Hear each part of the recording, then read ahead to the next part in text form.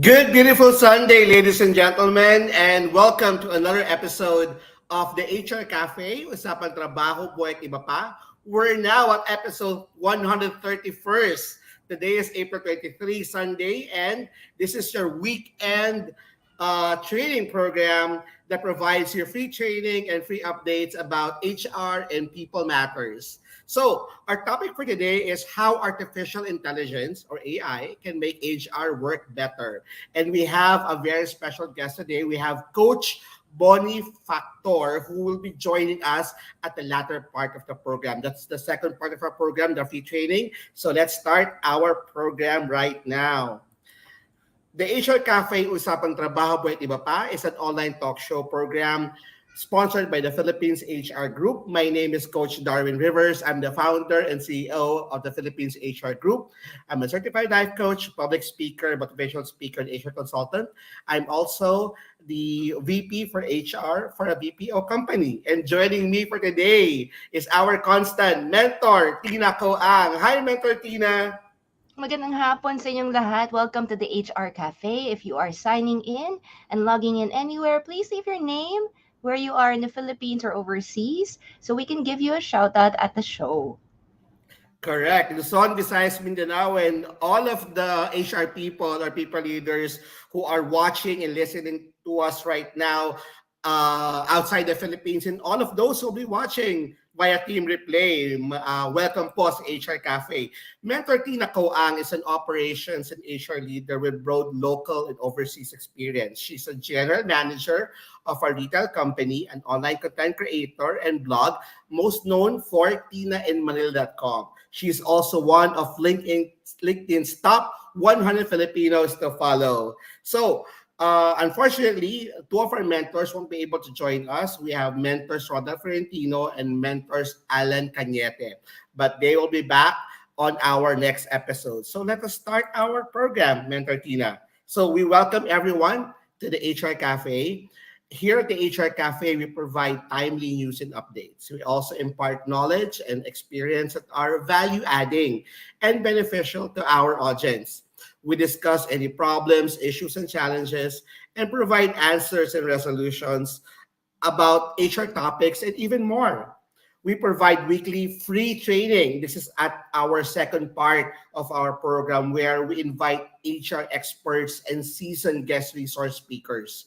We also discuss new technologies, tools, and processes, as well as industry's best practice. At sabi nga namin ni Mentor Tina, the reason for this show that we've been doing for the longest time, for almost 3 years now, is we would like to bridge understanding between employers and employees and provide inspiration and motivation to our community.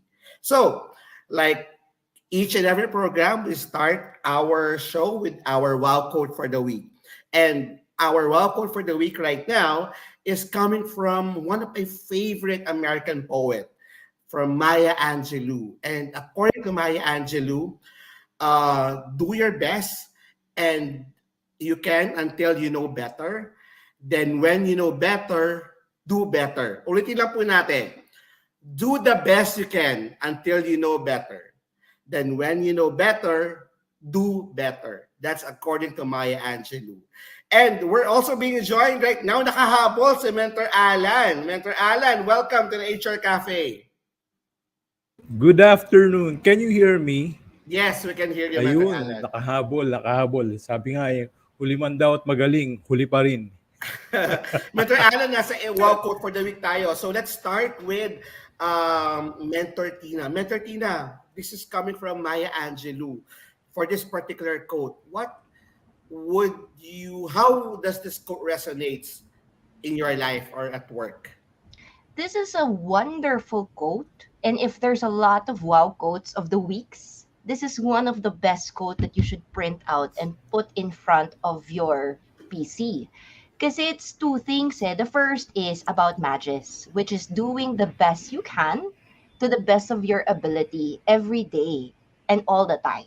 Okay? Kasi for us, parang ang Pilipino siguro mahilig na sa pwede na. Pwede Bahala na na, si naku. Batman. And Bahala I si think the Batman. best way for success is to constantly in the many little things in life. It doesn't really even have to be at work. Gawin mo ang best mo. Pagdating sa pagmamahal, sa pagtatrabaho, sa pagluluto, lahat, always do your best because when you're doing your best, there are no regrets. Even if nawala ka tomorrow, you know in your heart you've done the best you can and you can live with that peacefully. Hindi ka mag-iisip, sana nagawa ko to, sana I've done something differently. If you do your best, it is there will be no regrets. And the regrets is really the worst thing in life. The second point is not only should you do your best, you should also recognize you can do better, right? And this is very good for any HRs kasi from the time people started, I mean, Sir Alan, Coach Darwin, you've been in the industry for decades and there's so many different technologies that are coming in. Dati, remember when I was born, wala pang internet, walang computers. Everything was black and white. Nahabol pa ba ninyo yung black and white TV? Tapos umabot sa Oh, Walkman, tapos umabot dun sa iPod Shuffle. oo Tapos naging, naman. it was, iPhone was a huge deal. And now my 7-year-old child can code. You know, like technology Correct. is so fast. Lalong-lalo now when it comes to HR. Ngayon, HRIS is the buzzword over the last couple of years. This year, 2022-23, AI, artificial intelligence. And these are things that were never taught to us back in school, right? And the question is, di ba tayo, matanda na kasi tayo, kaya mahirap nang matuto. But if you don't know these things, you will get obsolete. You will get left behind. So many wonderful technologies from before, like the Walkman. Nobody knows. The kids don't even know what a Walkman is anymore. These technologies are left behind, and as seasoned HRs with many more years in front of us, it's our responsibility to stay informed and to know what these things are. Siguro we'll never be the best people to use AI, but do not make it your fault that you do not know anything about it. Because if you do not research about it, if you don't learn about it today, promise you, you will be obsolete in a few years' time. And with us, I'd like to greet the early birds. I'd like to greet Miss Elvie Tolentino, who's watching from Pasig City, Bea Oy Lanuza, Joanne Grace Ronquillo Basco. Welcome to the HR Cafe. And guys, kung meron kayong masasabi tungkol sa wild quote, please leave them at the bottom of the chat box so we can read it at the show. Mm. Sir Alan, how about you? Ganda ng quote kasi ako yung tao na does not believe in stagnated uh, Mm, uh, progress. mm, Actually, walang progress pag stagnant ka eh. The quote suggests that we should not be too hard on ourselves if we make mistakes or mm, fall short in some way. Kasi lahat naman tayo nagkakamali and we're not perfect. No? As long as we are doing our best with the knowledge and resources we have at the time. However, once we gain more knowledge or insight into a situation, we should strive to do better going forward. May 3 points ako dyan eh. Una, do your best with what you know. Tulad ng sinabi ni Mentor Tina, we should strive to do our best in any situation. Huwag tayong makontento sa ito lang kaya ko eh. No. Push yourselves. Push yourself to the limits. Kumbaga eh, ano yung kaya mo pang gawin beyond what you can do now, no? Even if you don't have all the answers or perfect knowledge, gawin pa rin. Kasi okay lang na magkamali and we learn from our mistakes. Embrace mistakes as opportunities for growth, di ba? Yung mga tao kasi maraming takot magkamali, takot mapintasan, ayaw na nilang sumubok, ayaw na nilang mag-try. And because of that, humihinto yung growth. Okay?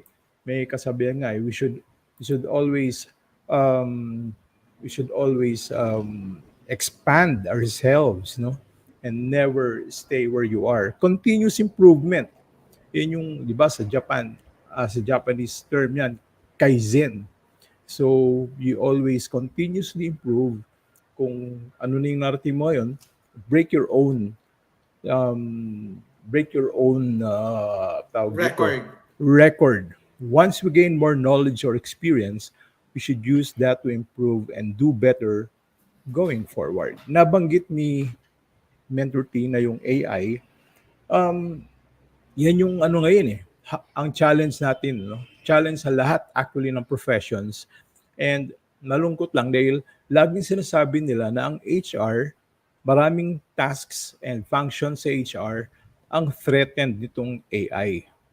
Siguro yung mga mechanical work na kayang i-automate, mathi-threaten yun. But there is one quality among us HR professionals that AIs, no AIs or kung may advanced technology pa ngayon na parating, can ever do perfectly. At alam mo ano yun? Yung emotional intelligence natin. I'm a user of AI since a decade ago. Alam nyo, ang AI, unang inintroduce yan sa mga software for non-linear editing ng videos. Pag gumagawa ka ng video, ang dami, saka Photoshop, ang dami yung AI dyan. Iba, hindi AI ang tawag nila noon. Automated lang, automated plugins. Yan ang tawag nila noon. And ngayon, nilagyan lang nila ng term na AI, pero mga plugins lang yan noon. So, very much familiar ako sa concept na yan. And now they have introduced ChatGPT. Kung tutusin, hindi naman yan bago na. Na perfect nga lang nila Elon Musk at kung sino pa mga mga ano na diyan, mga grupo. But ang challenge sa atin mga HR is never stop growing. Ang marami kasi ngayon nawawala ng pag-asa dahil feeling nila mabubura na rin sila tulad ng mga naysayers. No, meron tayong angking galing na hindi kaya ng AI, and that is our emotional intelligence.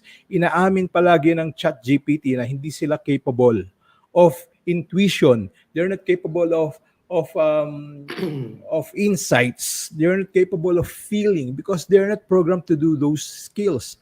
Tayo lang ang meron nun. Kaya pag-usayan yung EQ nyo, pataasin yung EQ nyo. That's part of your continuous improvement. Never stop growing, lalong-lalo na ang EQ. Dahil dyan natin sila tatalunin. Okay? Yun lang po ang aking take sa bagay na to. Okay, thank you very much, Mentor Tina, Mentor Alan. Alam nyo, ako, with regards to this particular wow quote for the week, yung do the best you can until you know better. Then when you know better, do better. Sabi nga ni Maya Angelou, ang natatandaan ko dito is, naging part ba kayo ng drama club dati, Mentor Alan? Mm-mm. Kasi Teatro. teatro. Kasi ako, nung elementary pa ako, member ako ng Dulaang Paslit. This is the theater group across Metro Manila. And I remember dati, yung first role ko sa Dulaang Paslit is tagahawak lang ng bandila ng Pilipinas. Very, very big role. Napaka-unimportant, kumbaga, walang, hindi siya palamuti lang ako sa stage. Pero I remember sabi ng director ko, and this was ingrained to me in my mind. Ang sabi ng director ko when he was saying na, Darwin, ikaw ang hahawak ng flag and you need to run down the middle of the stage and run coming from the left, going to the right. Ang sabi niya, kahit nakapagdala ka ng bandera, kahit na bit roll ka lang, you should be the best flag holder everywhere. So ibig sabihin nun, in everything that you do, kailangan the best ka. Kailangan magbigay ka ng effort. Hindi porket specialist ka, hindi porket hindi ka manager, hindi ka porket hindi porket wala kang hinawak ang tao, hindi mo na gagawin yung the best mo. Kasi in everything that you do nga, you should aim being the best and being more effective. And as you grow older, nun mo nare-realize na pwede mo palang mas pagbutihan pa yung mga bagay na ginagawa mo dati.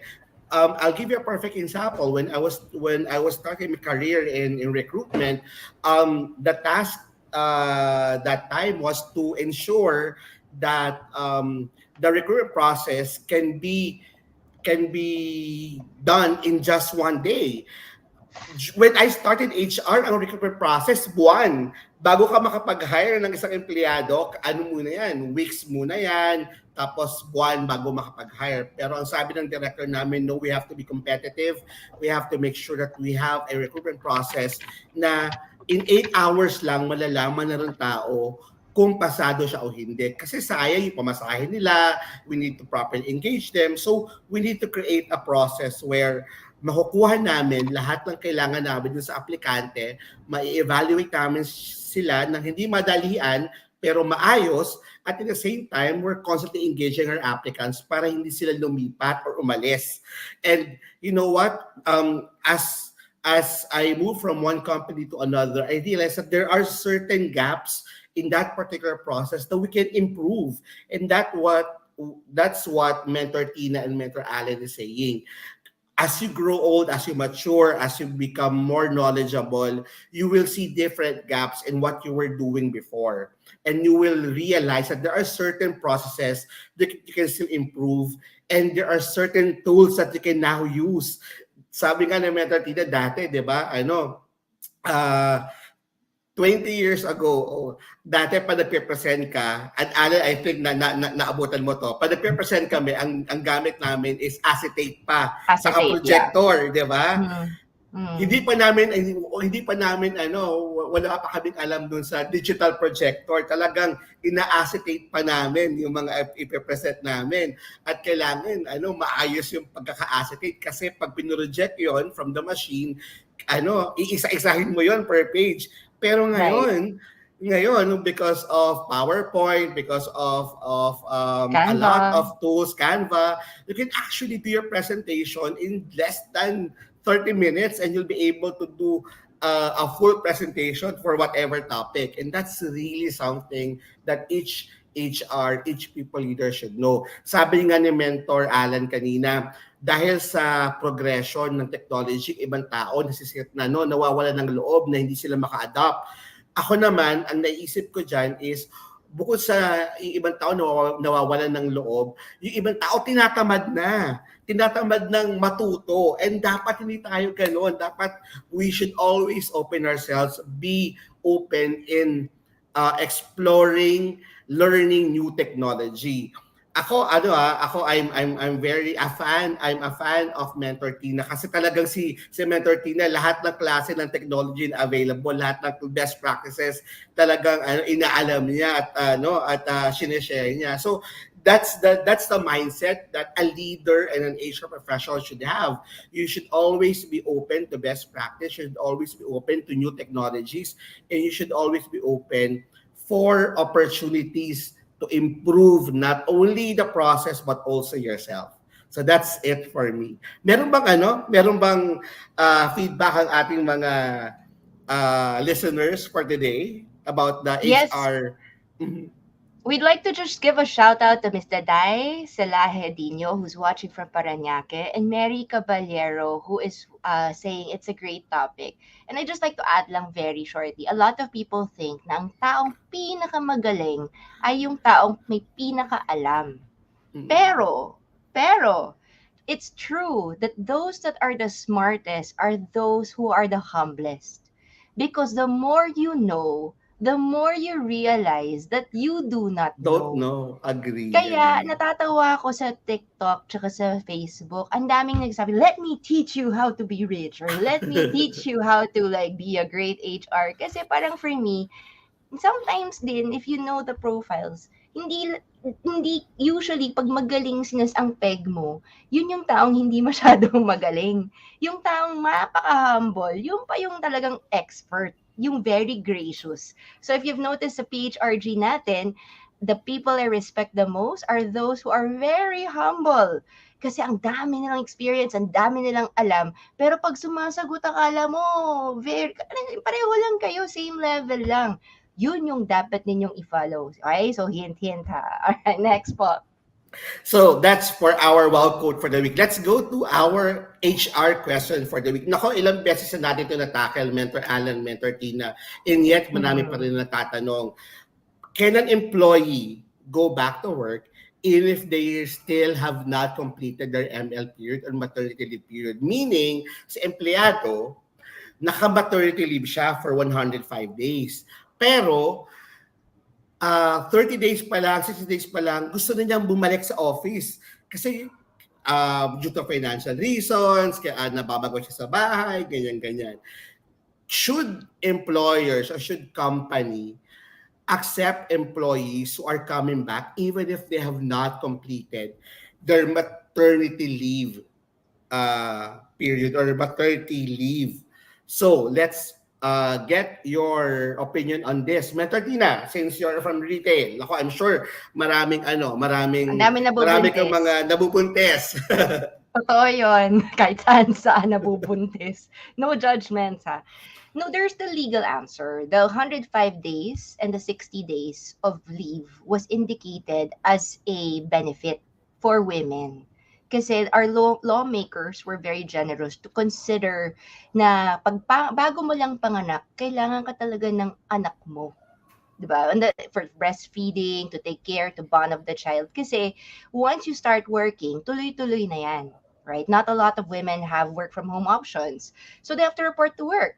In retail, you have to be at work by 10. Sometimes it's at 9. Pag uwi mo, 10 to 10, you know?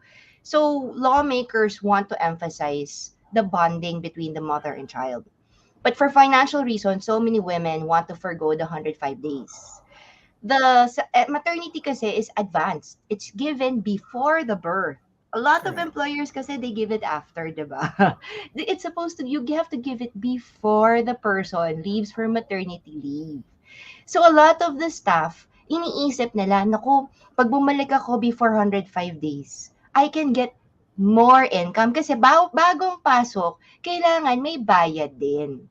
The lawmakers had stated that the maternity leave the maternity benefit that you get before you gave birth should cover the 3.5 months of you being on maternity leave. Hence, kahit na pumasok ka, legally, dapat hindi ka nang bayaran. Kasi nabayaran ka na dati. Covered na po yan. Pero, practically, so many companies and women forgo this clause. Diba? What the women, ang deal na lang ng women is, since nabayaran ako before, akin na yon. Pero since papasok ako na yon, bayaran mo pa rin ako. Kasi dapat hindi ako pumasok, pero pumasok ako, pabor yan sa'yo. Pero that is double compensation, which is bawal. Pero as per the Philippines kasi, pag walang nagreklamo, walang bawal. walang pumapasok para mag-inspect. So if there is a mutual agreement, parang lumulusot talaga siya. But the lawmakers have been very clear, wag sana. Wag sana. So if you research po yan, nobody will ever say na bawal, but they will say, no, but the reason why we have 105 days is for the women's benefit so that they can spend time with their children. So, di ba, yun yung ano eh. So, pero pag hindi mo naman binayaran, hindi rin babalik yung staff. Hindi rin babalik yung staff. Bakit siya papayag na pumasok pero walang additional pay? So many companies circumvent this rule by just double paying. Pero again, legally, bawal po yun. Bawal po yun. Kayo po, Coach Darwin, dami niyong tao, di ba, sa BPO? Maraming ganitong ang mahirap dito, Agree. hindi yung 105. It's the 60-day miscarriage. Correct, Right? correct. Because in the Philippine law, you have to pay 60 days for miscarriages. And many miscarriages don't have that long of recovery period. Usually, if Agree. if nagpa-DNC ka ngayon, within 2 to 3 days, at most 5 days, makakabalik ka na to work. So Agree, that's where agree. the gray area is. Kasi bayaran mo ako ng 60 days, pero papasok na lang ako. Magiging double compensation yan. So maraming Agree. nakakalusot sa miscarriage. Kasi nga, ang haba din talaga ng 2 months, lalong-lalo na physically, there's no change in the body. And I've had 3 miscarriages, so I kind of know what it is. Kayo sir, what do you think? Lalo na for miscarriages, di ba? Hindi na a-actionan yun eh, kasi it's 105 days, di ba, is for maternity. But miscarriage is really a gray area too. Ako for bago ako mag-share, I would like mentor Alan din to give his opinion on this. It's not more on opinion, kundi it's more on question. Hmm. Kasi, ayun, talaga, tama naman lahat yung mga sinabi ni Mentor Tina, and I'm also glad that I'm learning from her.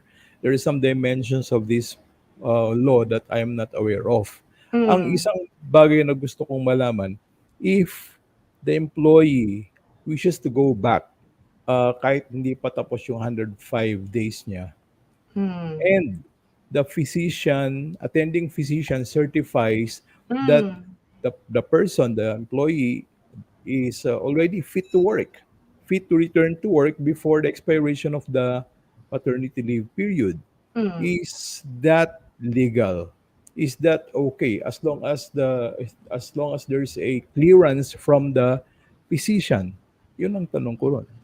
Alam mo, Mentor Allen, isa yan sa mga struggles namin sa BPO kasi normally Mm. the operations managers or mga department heads, pag meron silang mga tao na nag-MN at sinabi ng tao nila na gusto ko nang bumalik, ayokong Mm. buuin yung 105 days o yung 60 days. Mm. Ako talaga, I put my foot down and tell them, you cannot have this person go back to work until such time that she Mm. completed her maternity leave. Why? Three things. One is sabi nga ni Sir June Aspasio, and I will let me just show Sir June's answer. Pag naka-maternity leave kasi sa employee, anything that happens with the employee in the company during the time na dapat naka-ML siya, kahit na bigyan pa siya ng fit to work ni Waiver. doctor, ng waiver, so magpipirma siya ng waiver or binigyan siya ng fit to work ng kung sino man doctor yan, you are still liable. The company will Mm. still be liable whatever happens. Kasi dapat Cargo. naka-ML yan eh. Cargo ng company yan. Second is that during DOLE audits, alam mo, isa yan sa mga alam kong check. Ilan dito yung mga active employees nyo? Ilan dito yung naka-ML? At ito mga ML, ano yung lumalabas? Part ba sila ng payroll? Kasi kung part sila ng payroll, ibig sabihin, pinapasok nyo yan. Ibig sabihin, ano Mm. yan, Mm. hindi yan talaga nag-ML. So that's something that that will ding you and you'll be liable by law. Yung sinasabi ni Nako. Mentor Tina na you can be, ang po Get pwede in mangyari is trouble. you can get in trouble. Your company will be suspended or worst case scenario will be closed. Third is Yun. that ito nga yung sinasabi ng mga mababatas, the reason why we've extended to 105 days for maternity leave and 60 days for miscarriages that dati, and correct me if I'm wrong, Better 60 and dati 60 70 days lang, lang. di ba? 60 and 75 Mm. days lang, which is very short Short. compared to other countries na talaga nagbibigay ng opportunity for mothers to take care of their child. And Mm. yung family law natin is very talagang important na maalagaan ng parents, ng mothers yung kanilang mga newborn babies. Bakit nyo hahayaan na hindi maalaga ang mabuti ng mga empleyado nyo, yung mga anak nila. Kasi 'di ba, pag nagkasakit yung anak nila, during the time na naka-ML sila, papasok sila, mag-a-absent pa rin yan kasi Mm. nagkakasakit yung mga anak nila. So, Oo. 'di ba, double jeopardy lang yan. So, Mm. bigyan mo sila ng opportunity since bayad na naman yan. Bigyan mo sila ng opportunity na alagaan mabuti ang anak nila para hindi na magkasakit yung mga babies sila in the near future at magkaroon pa sila mag-file pa sila ng mga leaves, di ba? So, Mm. let's educate our department heads, let's educate our business leaders that by law, if the employee is on ML, the employee should mandatedly follow the ML. At yung nga sabi ni Mentor Tina, ibigay niyo po yung ML benefit bago mag-leave si employee, hindi Laging half-half, di after. ba? O, Oo. hindi po pwedeng half-half or after. Kailangan bago, before mag-ML. Kasi yun ang nag-drive kay employee para bumalik sa company kasi nga wala na silang panggastos. Di Mm. ba? It's your responsibility to give it, and based on the law, you should give it prior to ML. So that's our take for our questions for the week. Okay? Now, let's go to our labor advisory. Mentor Tina, would you like to share our labor advisory? Yes, kahapon po is the Idil Fitir. So, yesterday under Labor Advisory number 10, series of 2023, it is actually how do you say it? Double pay. It's a red holiday. Red Correct. holiday. That means na pag hindi kayo pumasok nung Friday, 100% kayo. So long as pumasok kayo ng Thursday. Pero pag pumasok po kayo, 200% po yun. Na sa mga nagtatanong, paano naman pag hindi ako pumasok ng Sabado, bayad pa rin ba ang aking holiday pay? Nung Friday, the answer is yes. Sa mga nagtatanong, sa calendar ko kasi ang Idil Fitr Sabado. Does that mean April 21 and 22 are both regular holidays? The answer is no. Only one day is a regular holiday, and that is April 21 on Friday. Okay? So, yun po yun. That is in line with our president's long holiday policies to Correct. encourage Filipinos to spend more time with their families and to travel locally. Meron pa tong kasunod eh, hindi ba? Sa May, yeah, sa June, May yeah. one, may one, may one. May Pero alam mo, 1. pero alam mo, Mentor Tina, ang hindi nauunawaan ng mga tao, bakit hindi daw nakalagay sa initial 2023 advisory yung mga Muslim holidays? Kailangan niyo po unawain na ang Muslim holidays, Yeah. naka-base po yan sa face ng moon. Sa moon Hmm. po siya naka-base at ina-announce po Hmm. yun ng Muslim organization kung kailan po tatapat yung Idil Fitr sa Idil Adha. Now, Hmm. based on the moon phase. Ang nangyari this week is this. Hmm. Nag-announce si Malacanang na holiday ng Friday Hmm. kasi pero the Idil Fitr talaga Moon. was on a Saturday. Kasi Ah.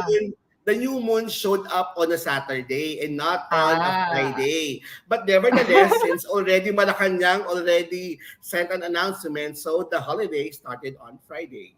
May fun tip lang talaga ako kasi so many people, so many companies have a 6-day work week. And so many Mm. companies like to trade.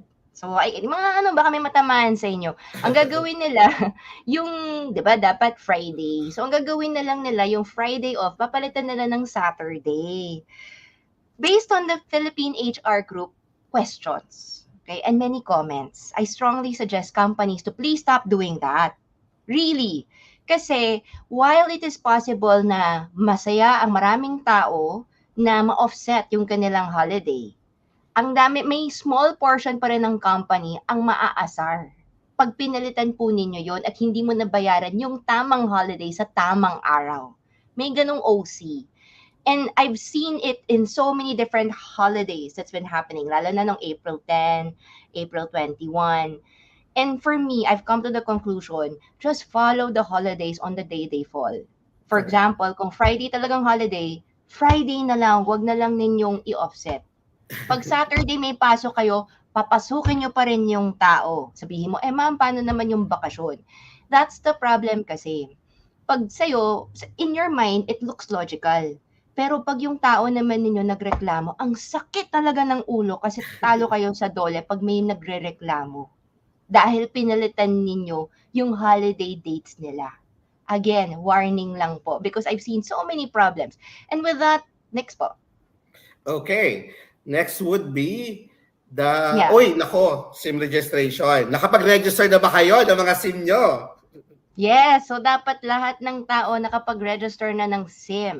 April 26 is malapit na. Wednesday po yun. Pag hindi po daw, madi-deactivate yung phone ninyo. So malalaman po ninyo kung naka-register na kayo or hindi. Sabi naman po is they will give us an extra 5 days after this deactivation to activate it.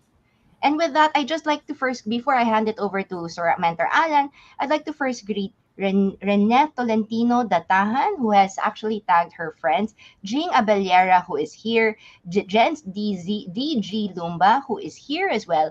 Bonnie Faye is watching from Southern Leyte. Sagnaj Kol Nab is watching from Pampanga. Jeff Egdani is watching all the way to from Abu Abu Dhabi. Dhabi.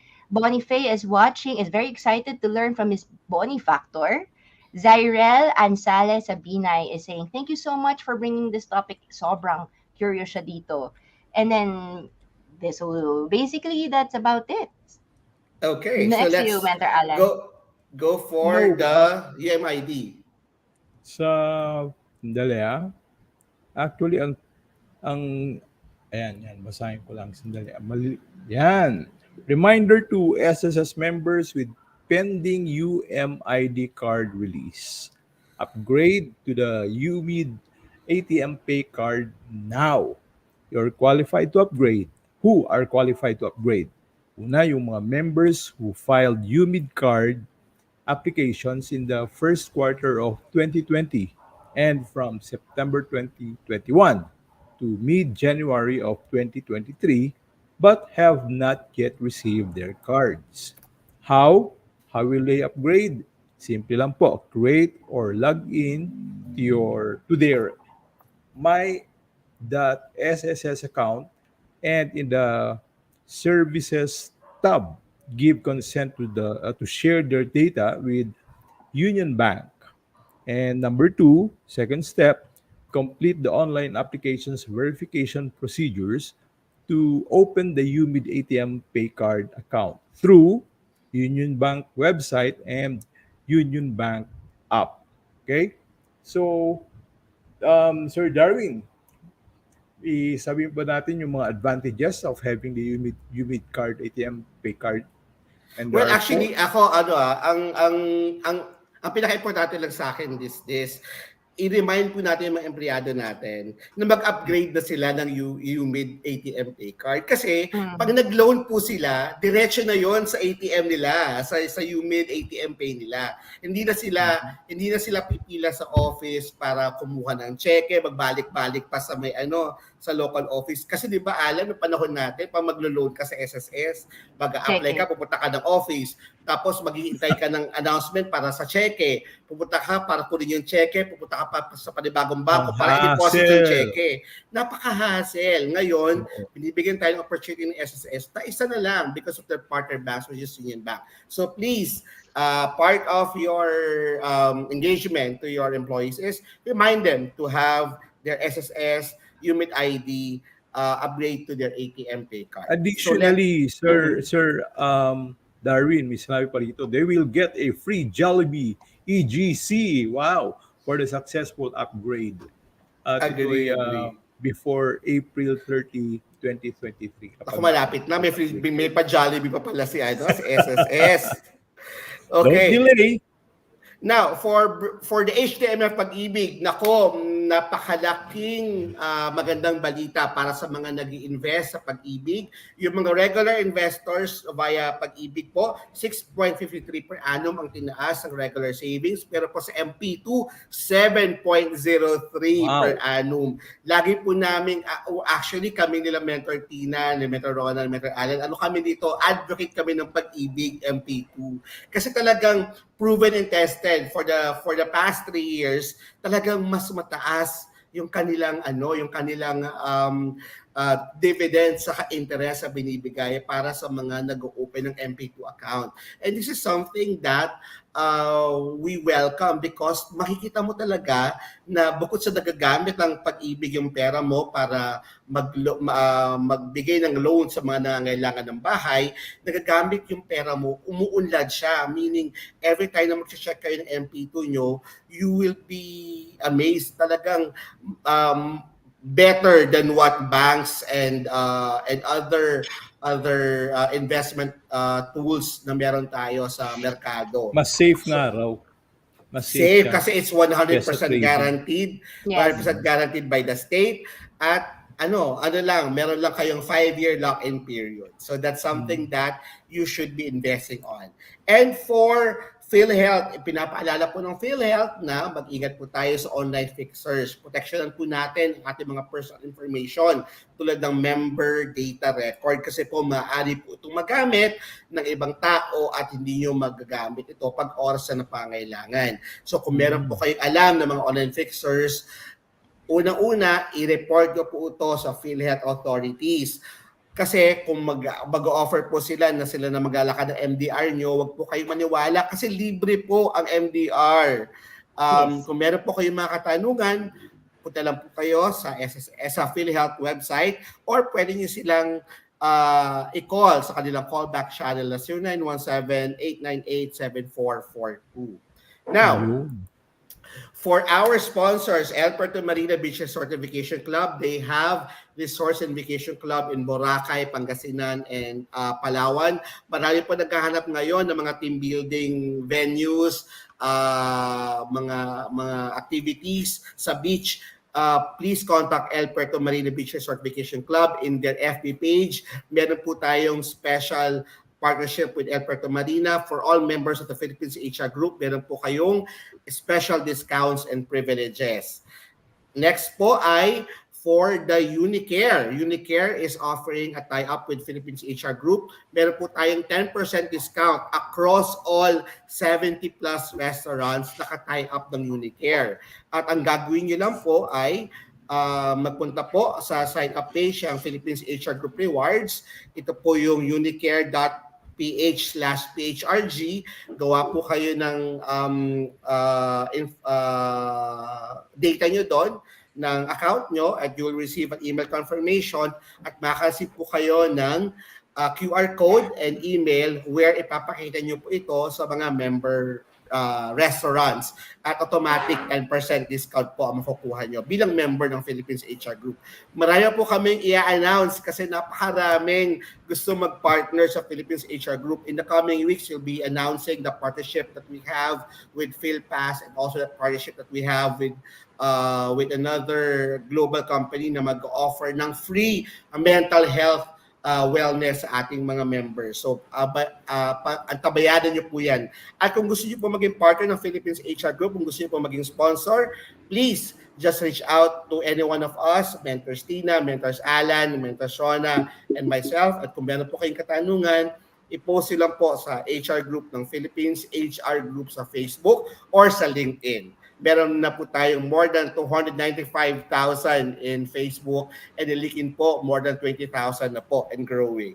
So, nandito na tayo sa pinaka-inaabangan. Meron tayong more than 50 people na nag-aabang para sa free training about artificial intelligence.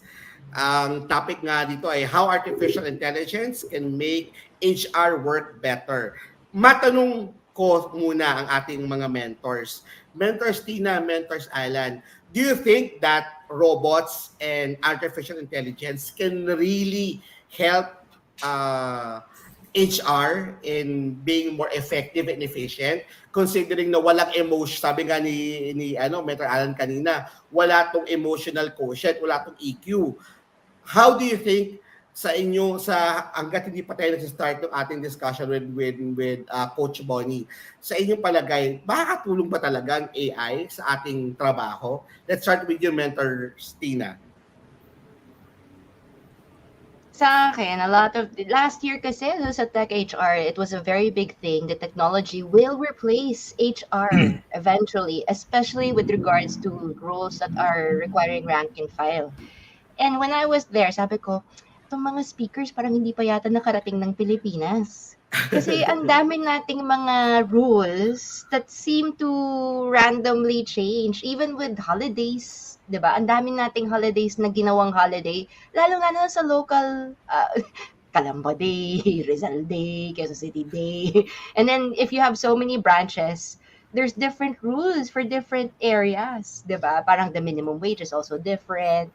Pero pag kunyari, if it is above 10, if it's agricultural, non-agricultural, my point is AI and technologies are very important and it will help boost your productivity if you know how to use it. And I'm so glad that this Bonnie Factor is here to help us explain.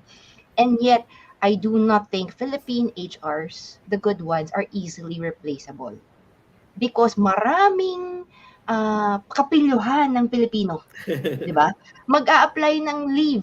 May nabasa ko kanina, may nag-apply ng leave. Nag-apply yung 3 tao sa branch. Isa, emergency leave pa. Tapos nalaman nila pala, nagsiinuman, tsaka nag-outing. Diba? Like, if you were an artificial intelligent, leave approver, how would you determine if what's written on the leave is true or not? Diba? Background check. You might be able to say na nakakapag-background check ka, but people still do lie on their resumes, right? Even if may document ka, they will still Photoshop it. I know, like, it's in the Philippines talaga. Only in the Philippines. Ang sarap talagang maging HR sa Pilipinas kasi marami kang matutunan. Kasi kung marami kang naririnig na kalokohan, lalo kang matututo sa mga tao mo. It's a learning experience every single day because I realize that the Filipino worker is smarter than any other AI. How about you, Coach Alan? Well, ang tanong ni Sir Darwin kung replaceable ba? Tama ba? No, how helpful? How helpful would AI be sa ating work? Yun. Actually, it will be very helpful. I've been using AI for a decade now, and it helped me in my paperwork and mga routinary tasks, and if anything that involves calculation, okay, and lahat ng mechanical work. Pero pagdating sa creativity, kailangan ng tao ang mga software na to. Kailangan niya ng tao. Kasi even the existing creativity AIs right now, yung Mid-Journey tsaka Blue Willow, itatype mo lang doon yung prompt or command kung anong gusto mong lumabas na image. Okay, perfect yung mukha. Perfect. Lahat perfect. Pag tinignan mo yung kamay, walo ang daliri, minsan ang haba ng thumb, may abnormality, may deformity pagdating sa kamay. Why? Hindi pa nila perfect 'yon. Ngayon sa HR, ang hindi kaya, sabi nga kanina, ang hindi kaya ng AI ay lahat ng trabaho may kinalaman sa emotion, leadership, coaching, human engagement, human interaction. Lahat-lahat ng may kinalaman sa empathy inaamin ng AI, ChatGPT, sabi niya, I am not capable and I'm not programmed to do empathy. And tinanong ko rin, what's your insight about this matter? I am not programmed to make insights. Laging sinasabi niya yung limitation niya. Kaya sabi ko, hanggang kailan ang magiging ganyan ng AI? Samantala ang HR, ang trabaho natin, kailangan lahat yan. May kinalaman lahat sa insights, empathy, human interaction, feeling, okay? Kaya hindi mawala ang HR. Kung ngayon, kung ang HR task ay purely administrative, purely routinary, purely paperwork, i-upgrade nyo na yung skills nyo kasi delikado yun. Kailangan meron kayong EQ. Taasan mo yung EQ mo, damihan mo yung trabaho mo na kailangan ng interaction. Team building itself, hindi kayang palitan niya ng AI. Pero designing the team building, kayang gawin ng AI. How to make fun and put joy, hindi kaya ng AI kasi wala siya feelings. Tao lang marunong nun. Pero kaya niya i-structure yan. Any training program, kaya niya i-structure. Pero yung human element, emotional element, hindi kaya ng AI. Okay. Tayo lang. Let me just introduce our speaker for today at napakaraming HR professionals and people leaders at talagang interested sa artificial intelligence. Kasi nga over the past few months, diba, usapan talaga to. Artificial intelligence is really storming the market kasi ultimo sa mga schools, ang problema nga, di ba, sa mga schools, yung mga thesis, AI yung gumagawa, nahuhuli ng mga teachers, yung mga reports sa mga companies, AI yung gumagawa. And there's even a news where an AI became a CEO of the company at yung CEO AI na yon ang nag-manage ng company and the revenue of that company grew to more than 30%. So talaga bang are we replaceable? Are humans replaceable by AI? Let me just introduce to you our speaker for today.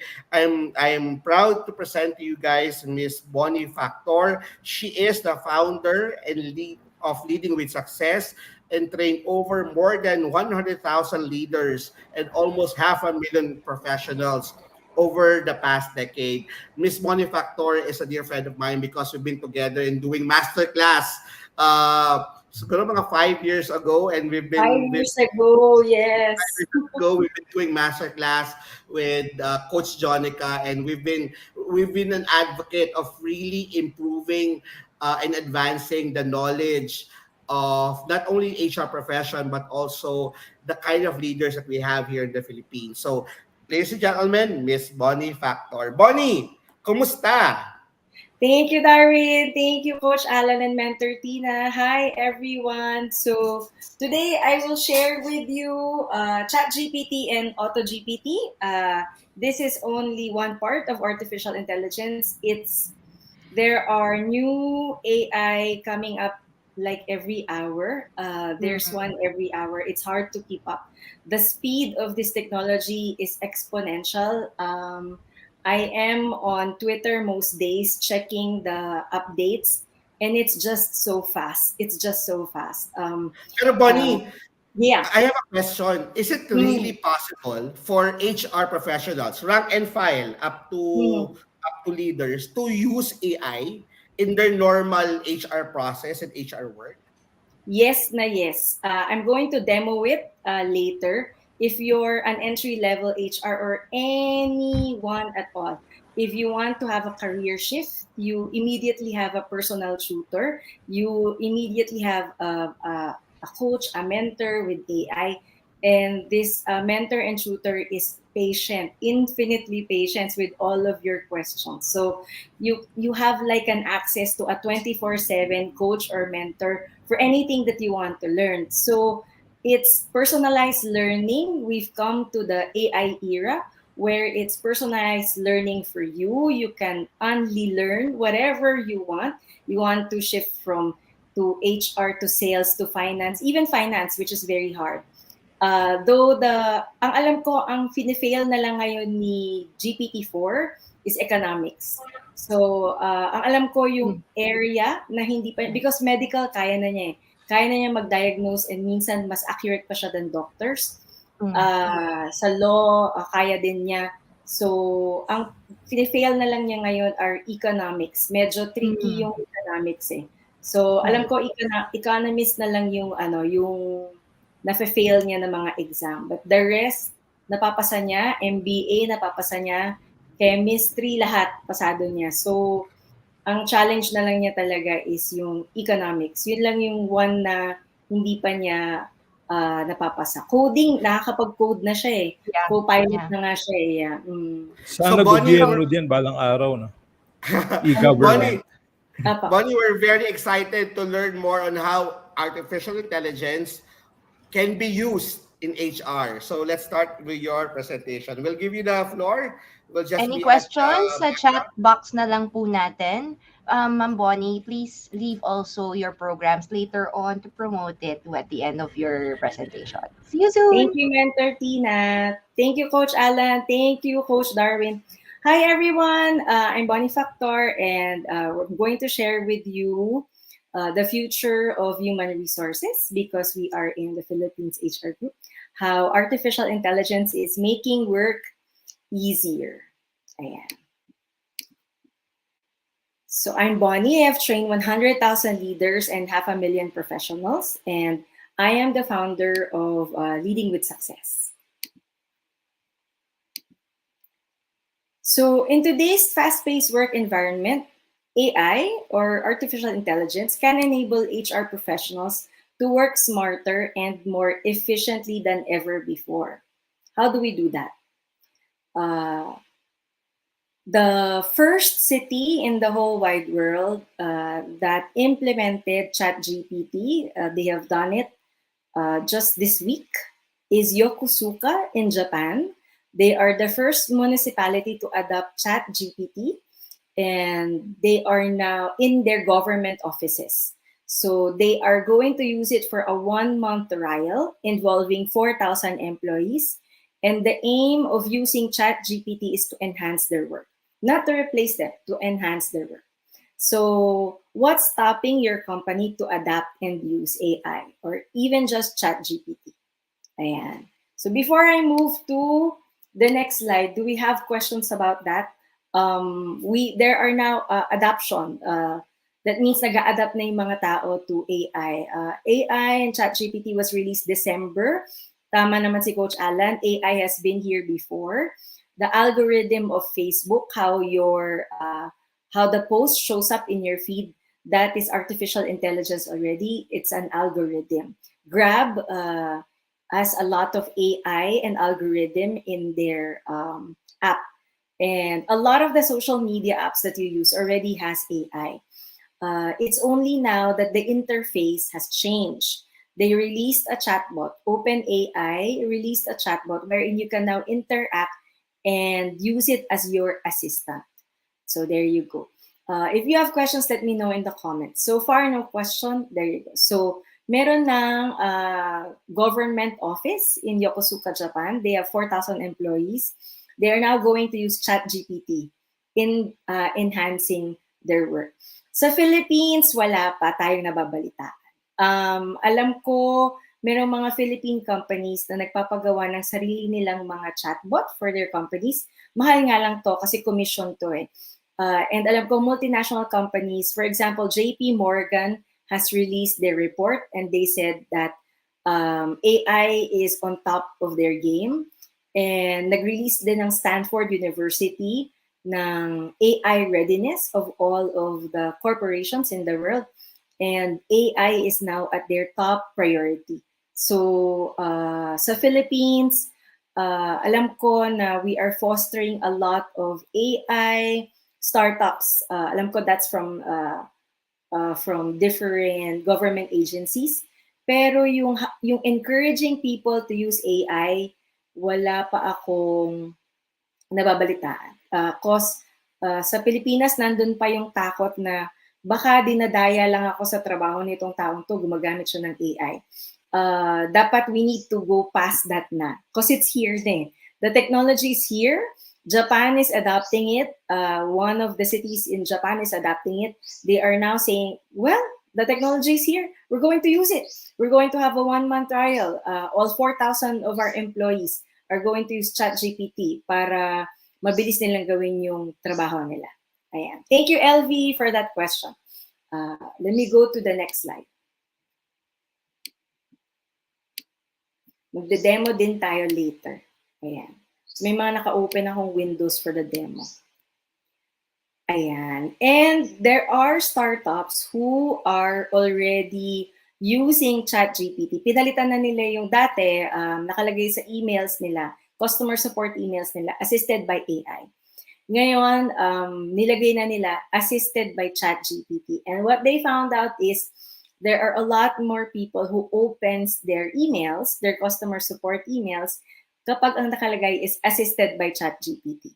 So how do you use AI ethically? You say it. You say, I've used ChatGPT to prepare this report. I've used ChatGPT to do this. I've used ChatGPT to brainstorm with me. I've used ChatGPT for this table. I've used ChatGPT for this framework. You say it. So may disclaimer sila dun sa customer support emails na this customer support email is assisted by ChatGPT. Ayan. Question so far before I go to the next slide? Wala. Sige. Let's go to the next slide. Okay. So what is AI? Artificial intelligence in HR can automate repetitive tasks, screen CVs if you feed the CVs to them and then sabihin mo, bullet point this, does it match the job role that I'm looking for? That's the prompt that you can use. Conduct interviews. You can actually chat. If you have a chatbot that you want to use and ilagay mo siya as a recruitment chatbot, it can do that.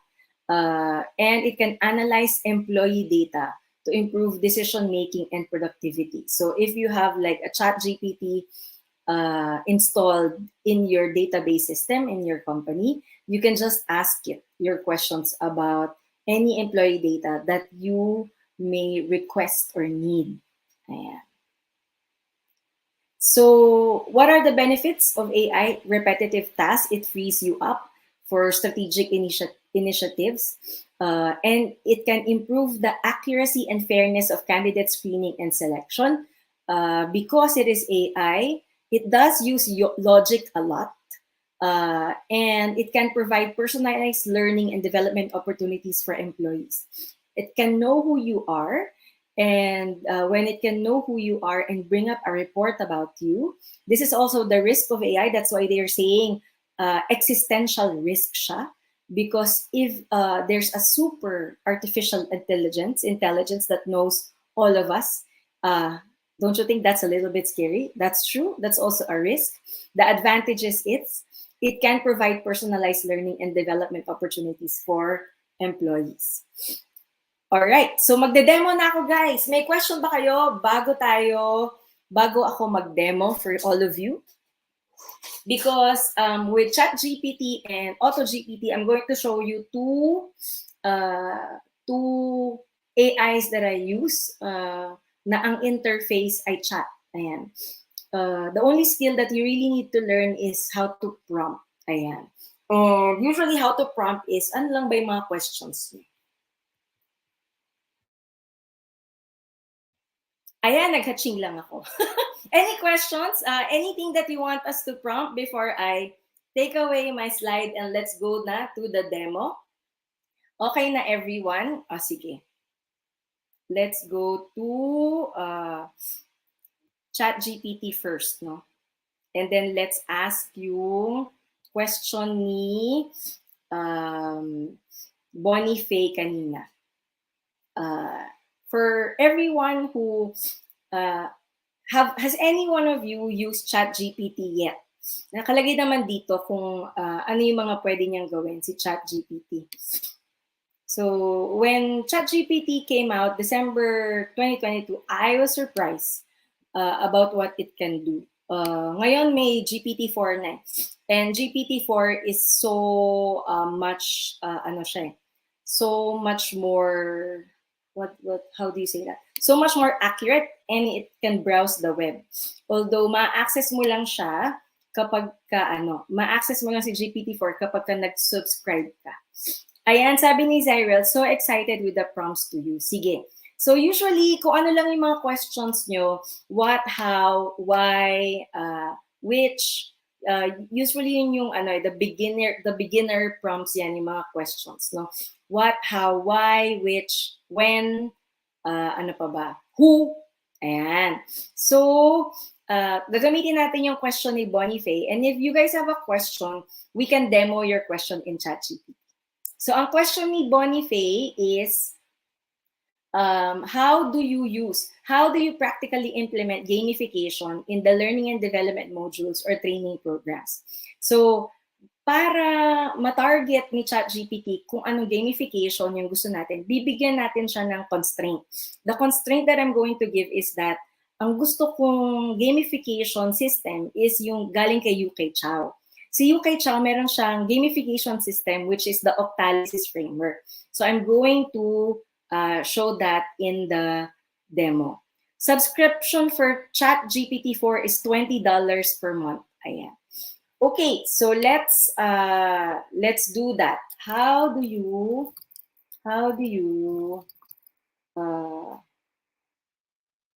prompt natin? How to practically implement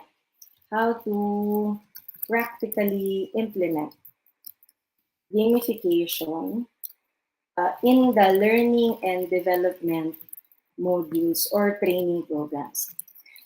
Ang gagawin natin, hindi ko muna sasabihin si Yukai Chow tsaka yung Octalysis framework para makita niyo yung difference ng result, okay? So, I-enter ko lang to. Mamaya ako sasabihin yung Octalysis framework at saka si Yukai Chow. So, let's do this and then let's see kung anong result niya. So, what it's saying is that, number 1, you define the learning objectives. Number 2, you identify the game mechanics. Number 3, you develop a storyline. And then number 4, you design the challenges. It can be in the form of quiz, simulations, or real-world scenarios. And then you provide feedback, you track progress, and then you encourage social interaction. So, nagbigay lang siya ng instruction. No? Okay, now I'm going to repeat the prompt. And now I'm going to mention si Octalysis framework. And then I am going to mention si Yukai Chow. Use Yukai Chow's Octalysis framework.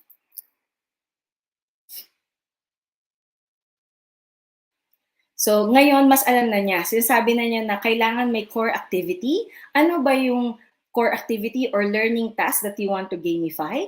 Gagawa ka ba ng quiz or magpa-practice ka ng new skill? Then, sinasabi niya na ngayon na mag-identify ka ng desired behavior. What do you want the behavior to be? And then, ima-map out mo yung Octalysis framework.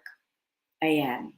So, Octalysis framework, sinasabi niya na the Octalysis framework, meron siyang 8 core drives. At yung 8 core drives na yun, so sinabi na niya sa'yo, no? That motivate people, epic meaning and calling, development accomplishment, empowerment of creativity and feedback, ownership and possession, social influence and relatedness, scarcity and impatience, unpredictability and curiosity, and loss and avoidance. So ngayon, i-design mo na yung gamification elements mo that will motivate your learners. And sabi niya, gumamit ka daw ng badge and points para magkaroon ng sense of accomplishment. And then gagawa ka ng leaderboard para may social influence and competitiveness. Tapos itetest mo daw at i-iterate mo. And then magpo-provide ka ng feedback. And then, bibigyan mo sila ng recognition. A-awardan mo sila. Kailangan may badges, may certificates, may public recognition on the leaderboard. Ayan. So, dapat alam mo din yung mga terms, di ba? Octalysis framework. Sabi ni Zyrel, how to prompt ChatGPT when designing survey questions after a team building activity of employees. Okay. This is a how to get prompts. Ayan. So, give me prompts because I want to design a survey question. I want to design a survey question after a team building activity for employees. So, ito na. Sinasabi na niya, Zyrel.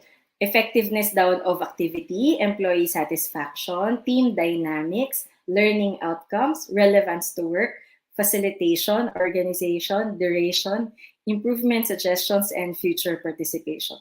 Ka-copy-paste mo na lang to sa isang Google form or Survey Monkey. Ayan. Okay ba tayo? Meron pa ba kayong ibang gustong prompt na makita kay ChatGPT about HR? Kung wala na, I will go to the next demo kay AutoGPT. It's a different, it's a different interface, a little bit the same. How to evaluate performance daw. Sige. How do you are, lagyan natin ng constraints ha. You are an HR director in Amazon. Sabihin natin Amazon kasi Amazon is the top 2 company in Fortune 500 right now. Pwede rin namang top 1. Top 1 is Walmart. Mamaya tingnan natin. You are the HR head. HR vice president. Kasi di ko alam kung anong tawag nila eh. You are the HR head of Amazon. How do you evaluate performance of each employee? Ayan. Lagyan mo siya ng constraint. Lagyan mo siya ng rule. So, ang sabi niya dito, mag-define ka ng clear performance expectations. Oo nga naman, doon yung nagsisimula. Dapat may job responsibilities na malinaw, KPIs and goals, and then mag-develop ka ng performance evaluation system. Kasama na dito yung self-evaluation, peer evaluation, and supervisor evaluation. And then dapat meron kang objective criteria na quantitative ang data. For example, sales numbers, customer satisfaction rating, qualitative feedback from managers and peers. And then you monitor the performance regularly, and then you provide the feedback and coaching, and then you recognize and reward high performance, and then you address performance issues. Ayan. Ayon. Ayan, may question pa ba kayo before we go to, may gusto pa kayong ipa-demo ng mga prompts before we go to AutoGPT naman? This is ChatGPT. Reporting attrition, sige. Create me a way to report attrition. Create me a way to report attrition. Collect data daw, and then analyze the data, then you create a report. Basic shot, and then you present the report, and then you track the progress, and then continuously improve. Ayan. So, if I have, pwede mo siyang tanungin ng follow-up questions, no? If our attrition is at 10%, and I want to lower this down to 5%, what are the best practices in the top Fortune 500 companies that we can execute. So, madalas naman, meron na naman tayo nitong lahat eh. Pero yung compensation and benefits nila Apple, Facebook, and Nike, medyo gaano ba kalaki yun? Free meals, on-site gyms, malalaki na to, di ba? Malayaman silang company. Strong leadership and management, and then yung DEI, diversity, equity, and inclusion. Ayan, yan ang sagot niya sa reporting attrition. Meron pa kayong gustong i-target sa reporting attrition? For example, if you are going to write me a table, create me a table to report attrition. Na kaya niya mag-create ng table ha. Ayan. Magawa na siya. Year, total employees who left, attrition rate. Tapos, the year for which the attrition data is being reported, total employees, total number of employees at the beginning of the year, recreate table and include reason for leaving. Ayan. So, pwede niyong padagdag yung table. Ayan. Year, total employees, reason for leaving. Ayan, lack of career growth, better job offer. Ayan, parang tunay na nga. Parang tunay na nga yung ano natin. Parang tunay na yung attrition report natin. Sige, tingnan ko to. Benchmarking for salary for a job. Benchmarking for a salary for a job. Okay, let's say HR head, no? Pero kailangan nating sabihin kung anong company, ay kung anong bansa. Okay. Tell me the average salary for an HR vice president. Sabihin natin. Vice president in Australia, sabihin natin. Ayan. Wala kasi siyang real time, pero sasabihin niya sa'yo kung anong meron. So ito yung sabi niya, $181,000 per year. Tingnan natin kung tama sa Pilipinas, gusto niyo. Tell me the average salary for an HR vice president in the Philippines. Tingnan natin kung ano sasabihin sa atin. Per year naman to, guys. 2 to 3 million per year. I say actually accurate siya. May pagka-accurate siya. 2 million to 3 million per year. Ayan. Ano pa? Prompts for improving your statement for clearer communication. Pwede. So, ang gagawin mo, you have to copy-paste your statement and then ipa-improve mo yung communication mo. For example, I'm going to show with you maybe a statement. Parang, I need to email a client, and this is what I need to say. Sir, magbayad na kayo. Can you turn this email into a friendly, polite email? So, magbayad na kayo.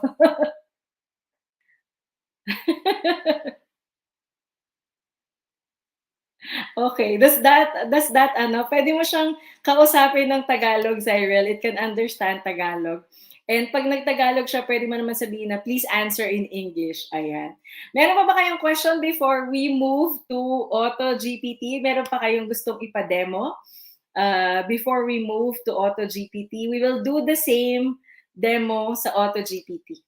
Ayan. You can play with fun talaga. So amazing, di ba, Cyril? I've been having fun with it since December of 2022 when it was released. I was so amazed by it. So I've been obsessed about AI, and so many others have been as well. Kung ano-ano na yung pinagagawa ng mga tao dahil nga because of ChatGPT. So we are now going to move to AutoGPT. AutoGPT, medyo gagawa siya ng mga different scenarios. Although this interface na ipapakita ko sa'yo, meron pang dalawang interface na hindi ko pa nilalaro. They're Cognosis and God Mode. I once asked, where do broken hearts go? Sabi ni Goldrack. Tanong natin ngayon. Where do broken hearts go? Itanong natin. Ayan. Kailangan daw magpa-therapy. Ang seryoso ni ChatGPT. Pwede nating sabihin na, use humor. Ang seryoso eh. So ito yung humorous answer. Well, I'm not sure where broken hearts go, but if they're anything like my missing socks, they're probably hiding in some mysterious alternate dimension where everything we've ever lost is having one heck of a party. Ayan. Take care of yourself daw. Heartbreak is tough daw. Ayan. Just don't expect your missing socks to show up anytime soon. Ayan. Surround yourself with love and support daw. Okay, go na tayo kay AutoGPT. Like what I said, meron pang 2 more interface or program or AI platform that uses AutoGPT, pero kailangan mo mag-sign in. So I haven't used it yet. Si Cognosis at saka si God Mode. Okay din daw yung dalawang yan. But what I'm going to show to you is what I use. Kasi the one that I use right now, um, the one that I use right now, we don't need to sign in. So that's why I use this. Pero since I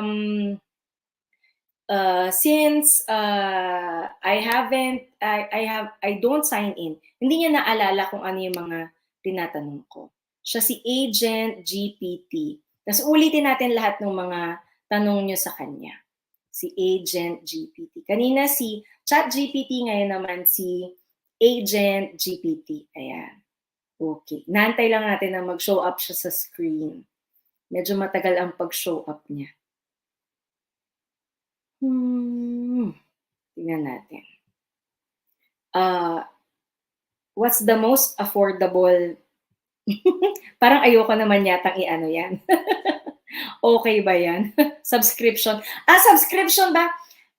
Ito, yung mga ginagamit ko, wala pang subscription to. $20 si Chat GPT per month. Si Auto GPT, hindi ko pa alam. Hindi ko alam kung bakit hindi siya nagpapakita. So, i-exit ko muna and then I am going to go to a new tab. Tingnan natin. Baka because of this new tab, maipakita ko na siya. Hindi kasi siya.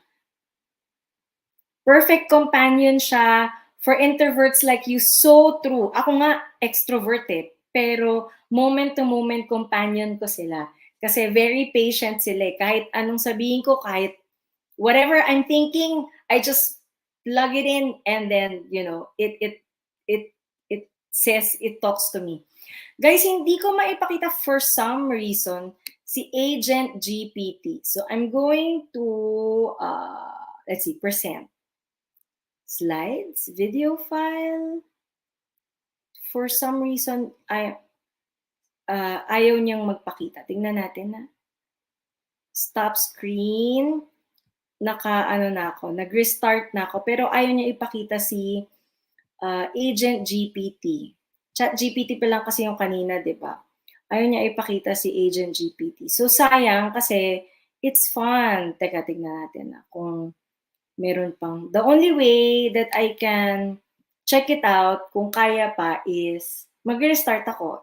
I'll leave the studio and come in again. But we need our host permission for that. If I need to leave the studio for it. Kasi ayaw. Mentor Tina and Coach Alan, are you still there? Because ayaw ni Agent GPT magpakita sa StreamYard for some reason.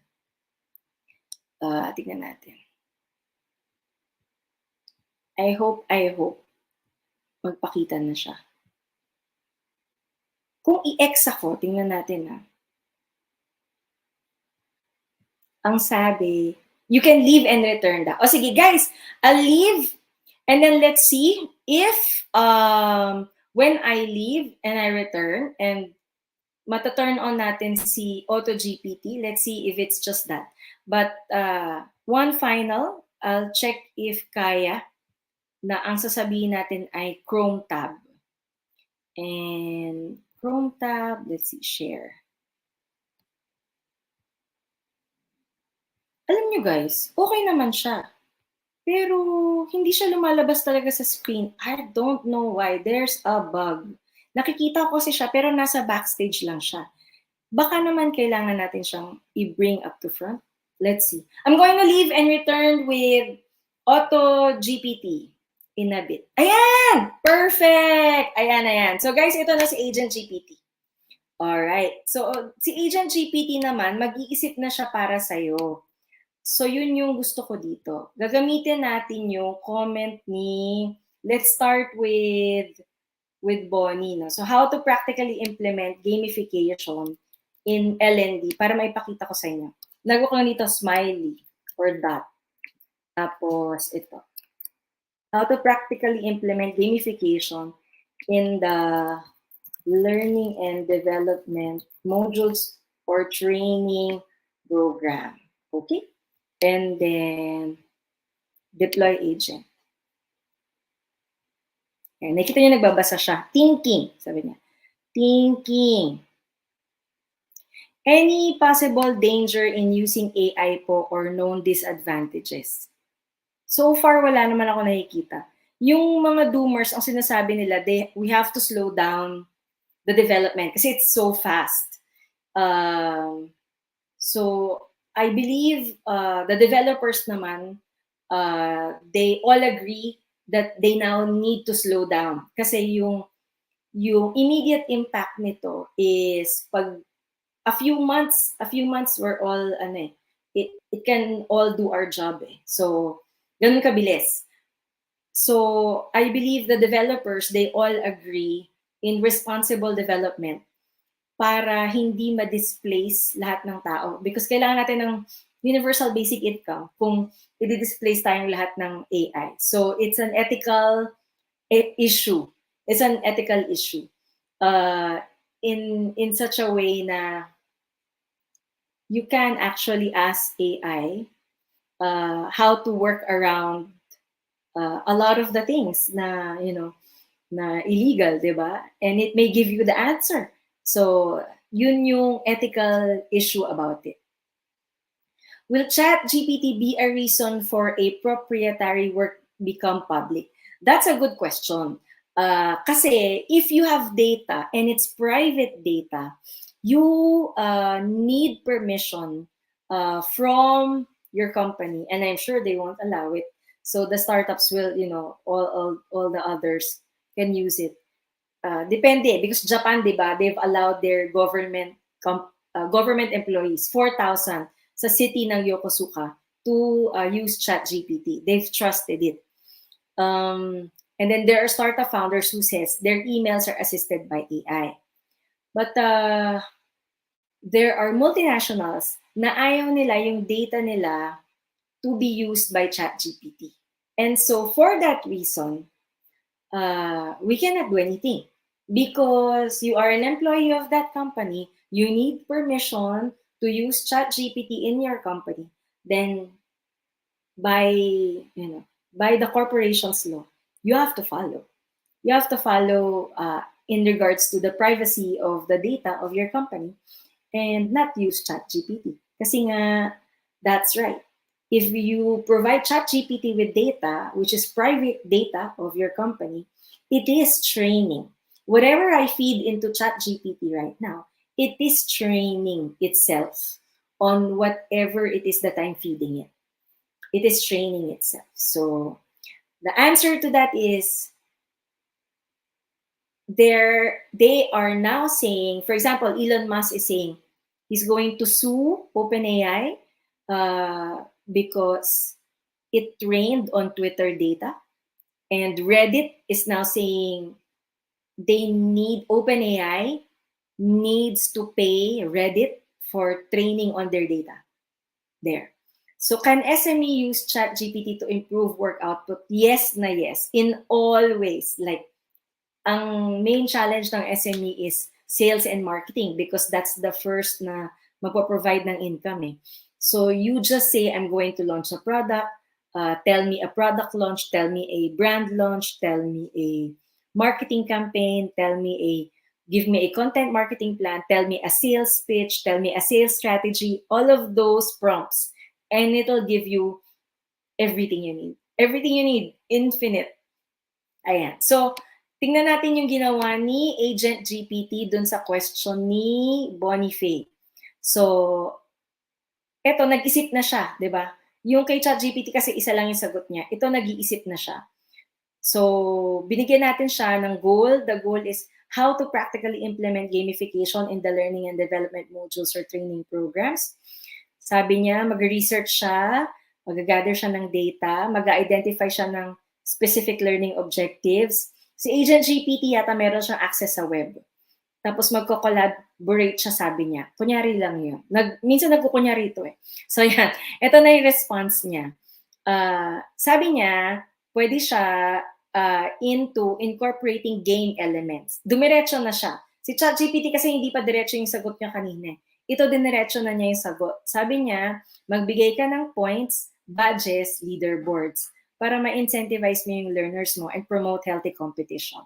And then, magkaroon ka ng interactive simulation and scenario to allow learners to apply knowledge and skills in a practical setting. And then sabi niya, mag-micro-learning para yung mga learners can earn rewards, progress through levels by completing short targeted training modules. Ayan. Tapos, use storytelling, role-playing, and then para immersive yung training. Tapos, mag-incorporate daw ng social learning elements such as peer feedback and collaboration through an online platform. Ayan. So, nag-isip na siya. Ang dami na niyang inisip, di ba? Kung ano-ano na yung inisip niya. Dire-diretso na siya.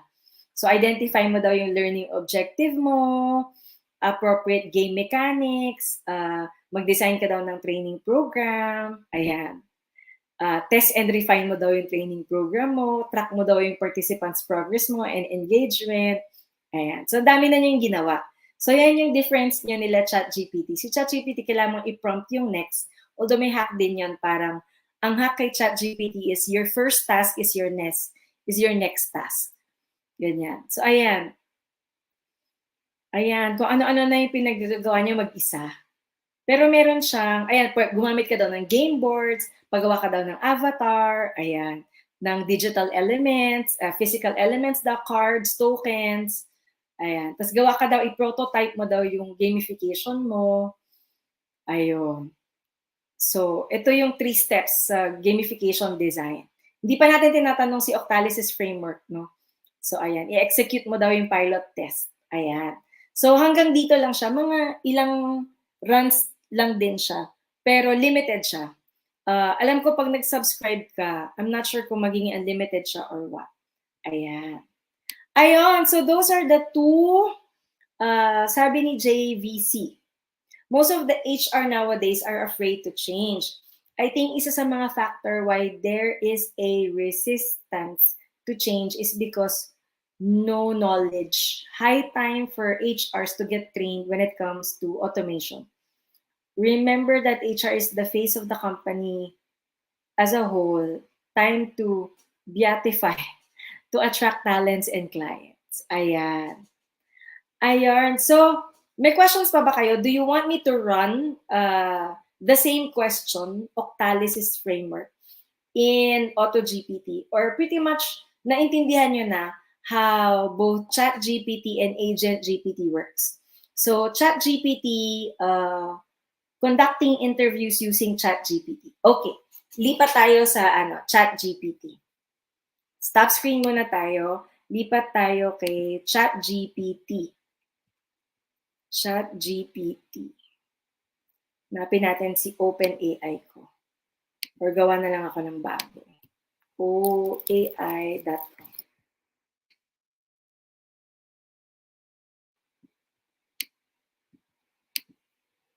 Ayan. Share screen, ChatGPT.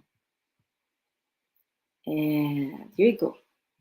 Bago. So, kailangan natin sabihin yung role na i-conduct natin and the job description. Usually, kaya na rin niyang magsulat ng job description.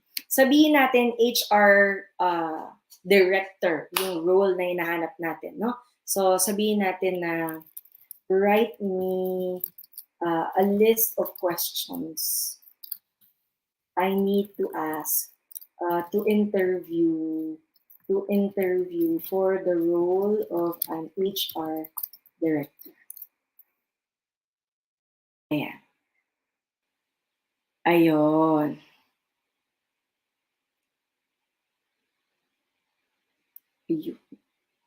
Okay. 15 questions. Binigyan niya tayo ng 15 questions. Ayan. Meron ba kayong gustong i-target about how to conduct interviews using ChatGPT? You can also use it as a practice interview, di ba? Most of this, yes, nag-google naman sila. Mas mabilis lang talaga si ChatGPT na ibigay sa'yo. Kasi kung mag-google ka nitong mga questions na to, babasahin mo isa-isa yung mga links, di ba? So si ChatGPT seconds, binibigyan na niya yan sa'yo. Kailangan mo pa rin mag-fact check. Ngayon kasi, ChatGPT, 80% accurate na siya. Pero meron pa rin 20% na na mali. Mostly math. Kasi pag ginagamit ko siya sa math, yung computation ko, tas yung computation niya, hindi ko alam if it's my prompt or hindi pa lang talaga ganun kagaling sa math. Pero si GPT-4, magaling na daw talaga siya sa math, lalo na when you use si Wolfram Alpha, the plugin. Ayan. Meron ba kayong questions? Gusto niyo ba na i-demo natin kay Agent GPT si Octalysis Framework or nagets niyo na yung difference nila? Si ChatGPT, ano siya, mostly, you can ask it about parang one time and then prompt ka lang ng prompt. How can ChatGPT help in payroll computation of employees? I like that. Tanungin natin siya. Sabihin natin, tell me prompts. I need to learn how to do payroll for the Philippines, in the Philippines. Ayan. Constraint. Maglagay tayo ng constraint. Kasi iba-iba yung payroll laws di ba? Tax system daw una. Isipin mo daw muna natin yung tax system. Determine the employee gross pay. Calculate mo daw yung deduction. Tama siya. Determine net pay. Ang dami nating holiday, di ba? Ang dami nating different holiday pay.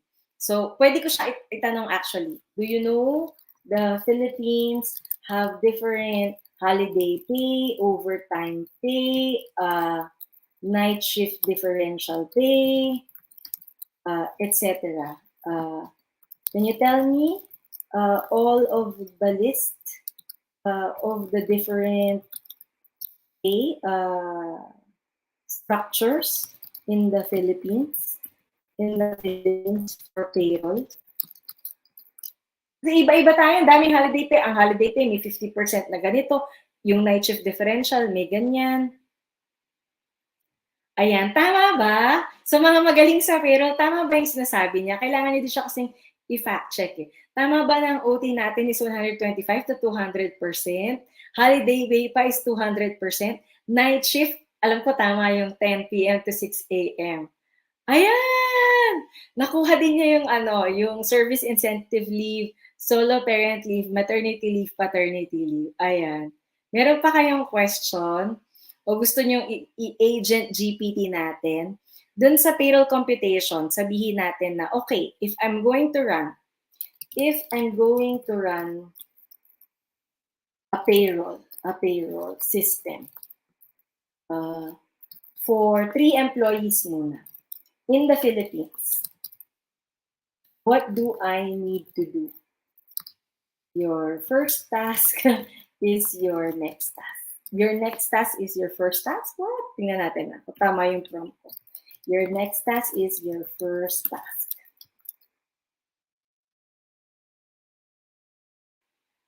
O magpapa-BIR daw muna tayo.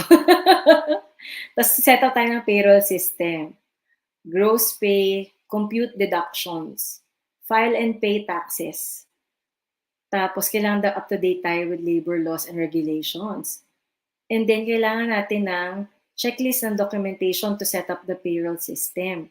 Tax rates deduction, overtime pay, requirements for filing taxes. Tapos, can you provide an example? Ayan. And then, labor law regulation daw. Ayan. Meron pa kayong gusto? Let's say, iparan natin sa kanya. Let's say, the salary of one employee is 15,000 per month. How do you run a payroll for 3 employees with the same salary?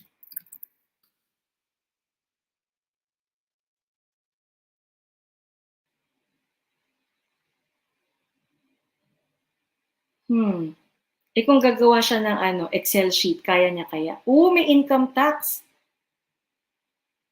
Aba, may deductions din. I don't know kung tama yung sinasabi niya, pero at least there's a guide. Ayan. Meron pa kayong questions? Ayan. Other than kay ChatGPT, do you want to run Agent GPT? What's the average turnover rate of employees in the Philippines? Tingnan natin. What's the average turnover rate of employees in the Philippines or the attrition rate. Ang sasabihin niya, ang data niya is until September 2021 lang. Let's see.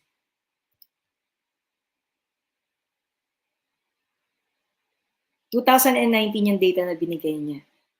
1.7%, which means 1.7 out of every 100 employees left their job within a year. But this is 2019 data pa.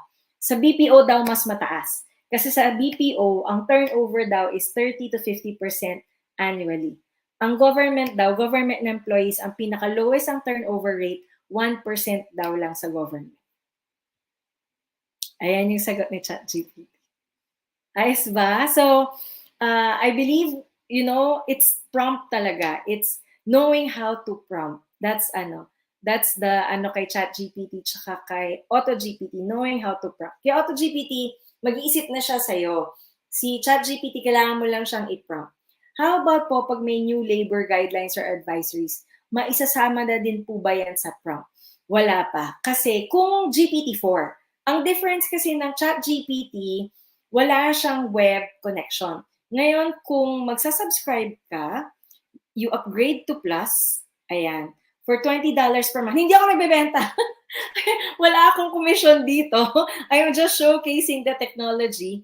Naka-free plan ako ngayon. If you upgrade to $20 per month, meron na siyang access sa web and meron na siyang mga plugins. Ngayon, kung merong guidelines and advisories from DOLE, pinapublish nila yan sa internet. Mag-research na si ChatGPT on its own. Si Agent GPT, I think kaya niya yan.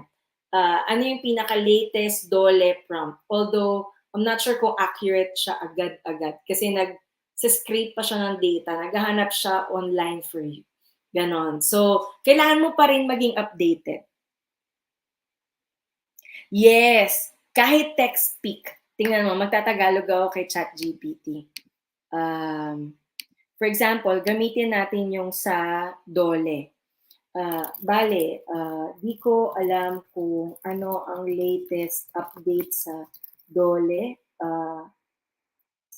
Ano ba ang pinaka-latest update? But you have to say pala kung ano yung DOLE. Department of Labor and Employment sa Pilipinas. Ano ang pinaka-latest update? Answer in English. Kasi kaya niyang sumagot ng Tagalog eh. Ayan, kaya niya. Pero sasabi niya, ang knowledge cut-off date niya is September 2021. Dun sa Plus, may internet connection kasi yun. Ayun. Ayan. Yes. And actually, kaya pa niyang ayusin yung English mo. For example, gawa mo nga ako ng email sa boss ko. Sabihin mo, mag-absent ako bukas. Personal ka mo na reason. One time, in English, ayan. So, ayan, sabi, dear, I'm writing to inform you, ayan. So, kaya niya. Yun yung, I don't know if it's a disadvantage, pero everyone has access now to an assistant, a virtual assistant that can do anything you want, as long as you know how to prompt, how to ask questions, yan. How to provide constraints, ganyan. We're good. I think, kaya nyo na, no? You can, you can just sign up for ChatGPT. It's for free. AI.com and play around with it. Si Agent GPT, ang kanyang address is rework. agentgpt.rework.ai. Lalagay ko yan sa comment sections later. Wala na kayong iba pang question about ChatGPT and Agent GPT and AI in general, how it can help HR. If wala na, gusto niyo pa ba na i-run ko yung mga questions natin kanina kay Agent GPT naman? Let me know. If wala na, I can end the demo. And then, ang dami na kasi talagang apps. Sobrang daming AI apps sa ngayon. we cannot keep up na talaga. And pwede naman gumawa ng sariling AI app nyo for your company. Parang if your company doesn't want to use ChatGPT, they can actually create their own ChatGPT. Mahal nga lang, di ba? Pero that's something that they can use. Ayun, guys. Since wala nang ibang question, ayun. So nakita nyo rin how it can assist, di ba, in recruitment, pinakita natin. In employee training, yes, nakita nyo din, pwede nyo siyang paggawaan ng training outline, everything, actually everything. Ayan. From real-time feedback, analyze employee performance data, optimize training programs. Pinagawa natin siya ng survey, di ba? After a team building activity, ayan. Performance evaluation, sinabi din niya kung paano, mag-KPI muna, clear dapat yung job descriptions, and then i-track mo yung employee progress, and then mag-provide ka ng personalized feedback. Ayan. And then, it can automate repetitive HR tasks, analyze candidate data, improve employee engagement, ayan.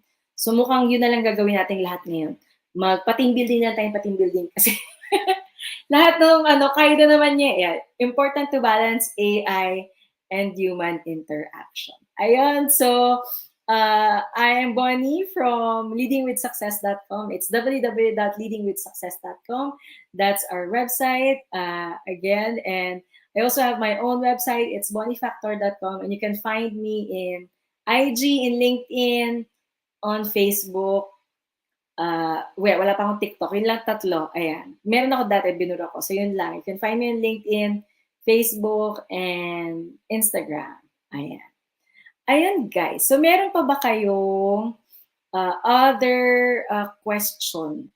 Ayaw na namang magpakita ng Ayaw na namang magpakita ng slides ko. Ayan. Ulitin ko tuloy yung lahat ng sinabi ko. Dahil hindi pala nagpakita yung slides ko. Ayan. So, pero nagets nyo na naman, di ba? How we can use AI in all of our HR work. But let's review it again. In summary, tingnan natin kung mag-show na siya. Ayan. Ayan, lumabas na rin siya. Fun and interesting. Yes. Welcome, Isa, and welcome, Bonnie. It is fun and interesting, no? Ayan. Thank you, Tina. Ayan. So, ayun nga. I am the founder of Leading with Success. Ayan. This is our website, www.leadingwithsuccess.com. And I also have my own website, bonniefactor.com. You can find me on Instagram, Facebook, and LinkedIn. Ayan. TikTok wala pa ako. And Twitter, naka-anonymous ako doon. I'm following the tech guys, the AI guys. Ayan, so you can find me on all the social media naman. Ayan. Thank you, Mentor Tina. Ayan. So, may questions pa ba kayo? Let me know if you have more questions for me about ChatGPT or Agent GPT. And any other demo that you want me to do. Ayan. Hi back, host. Ayan. Yes. So guys, if you have any questions for Mentor Ronnie, please leave it at the chat box. So we'll start first with the question of mine. Do you think, Ma'am Bonnie, the ChatGPT is somehow playing it safe? Kasi it seems na, di ba ang Pilipino, pag nagtatanong gusto natin may sagot. Pero parang yung ChatGPT, lagi niya sinasabi sa yung pros and cons. Pero gusto mo lang Yes. kasi malaman kung ano yung gagawin mo. Di ba parang Agree. pag-ibig lang, right? Pag magtatanong ka sa friend mo, should I break up with him? Kasi sabi niya, well, the pro is, but the con is. And then you're like, no, I wanna know if I should break up with this person, if we should fire this person, meaning to say, has ChatGPT or AI cross the barrier of decision making instead of providing balanced information that cites different types of mindset like gamification, di ba? I don't want to know how to do it. I want to know exactly which game should I use for my, di ba, Kaliraya Resort team building. Ganun. Ano pong tingin ninyo so far? Different levels dun sa question mo. I agree na ChatGPT is playing it safe. It was made that way.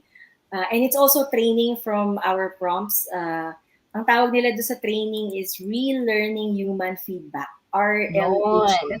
Yun. So Mm. that's what it's currently doing. Kaya naglabas sila na, kasi 3.5 na to, and then ChatGPT 4 yung naka-plus, yung may plugins na sila. Parang So, every month, run version, ang galing, no? Bilis meron kabilis. ng progress. Sobrang bilis. Yes, Baka by though end of the na month, sila, P12 na tayo. yes, nung nagpa-petition na sila, nag-sign ang 1,000 AI leaders. This includes Elon Musk and si Steve Wozniak, which is an Apple founder, to pause the development because it is just too fast. And sabi nga nila, one of the existential threats is that kunyari, meron kang diktador na human. Ang diktador na human can die. Ang diktador na AI cannot die. So, ang sinasabi nila is that if it gets to a point that it's super intelligent, ang sinasabi nila is AGI, it's artificial general intelligence, na it can control everyone, then that is actually an ethical question that can have, yung existential threat ng humankind. And so, May, nagpa-pause na sila ng development. So, sabi ng OpenAI, wala na daw GPT-5. There is no GPT-5 coming out this year kasi sobrang bilis talaga ng development. Bonnie, parang sci-fi movie yan, no? Like, Matrix. yeah, Matrix. it's like a sci-fi movie. Pero, Sobrang diba? sci-fi movie. It's like Matrix. Matrix na Matrix. Yes. When I was looking at the prompts din kasi, it gives you general information and even semi-specific information. But diba when we're doing HR, you still do need to make the complete Excel sheet, right? When you want to pay for benefits, there is a method pa rin that you have to print the PRN, you have to go to the bank, you still have to there's still someone there's who needs to still do a it lot for of you. That's right. limitations. If you hire, you still have to provide the person with an actually guidance. contract, and notarize it in somewhere else, which requires yes, you to be outside your laptops, your phones. Yes. Parang it seems naman na people think the information is very powerful, of course. Media is very powerful to influence mindset. Pero parang it seems kasi beyond AI, you still have to parang do it. Diba? There has to be a physical person to Yes. bring stuff then to get many things done. There Yes. still has to be a manager who has to talk to an employee. Do you that's think right. that people are over anxious given that AI is not yet on a physical form?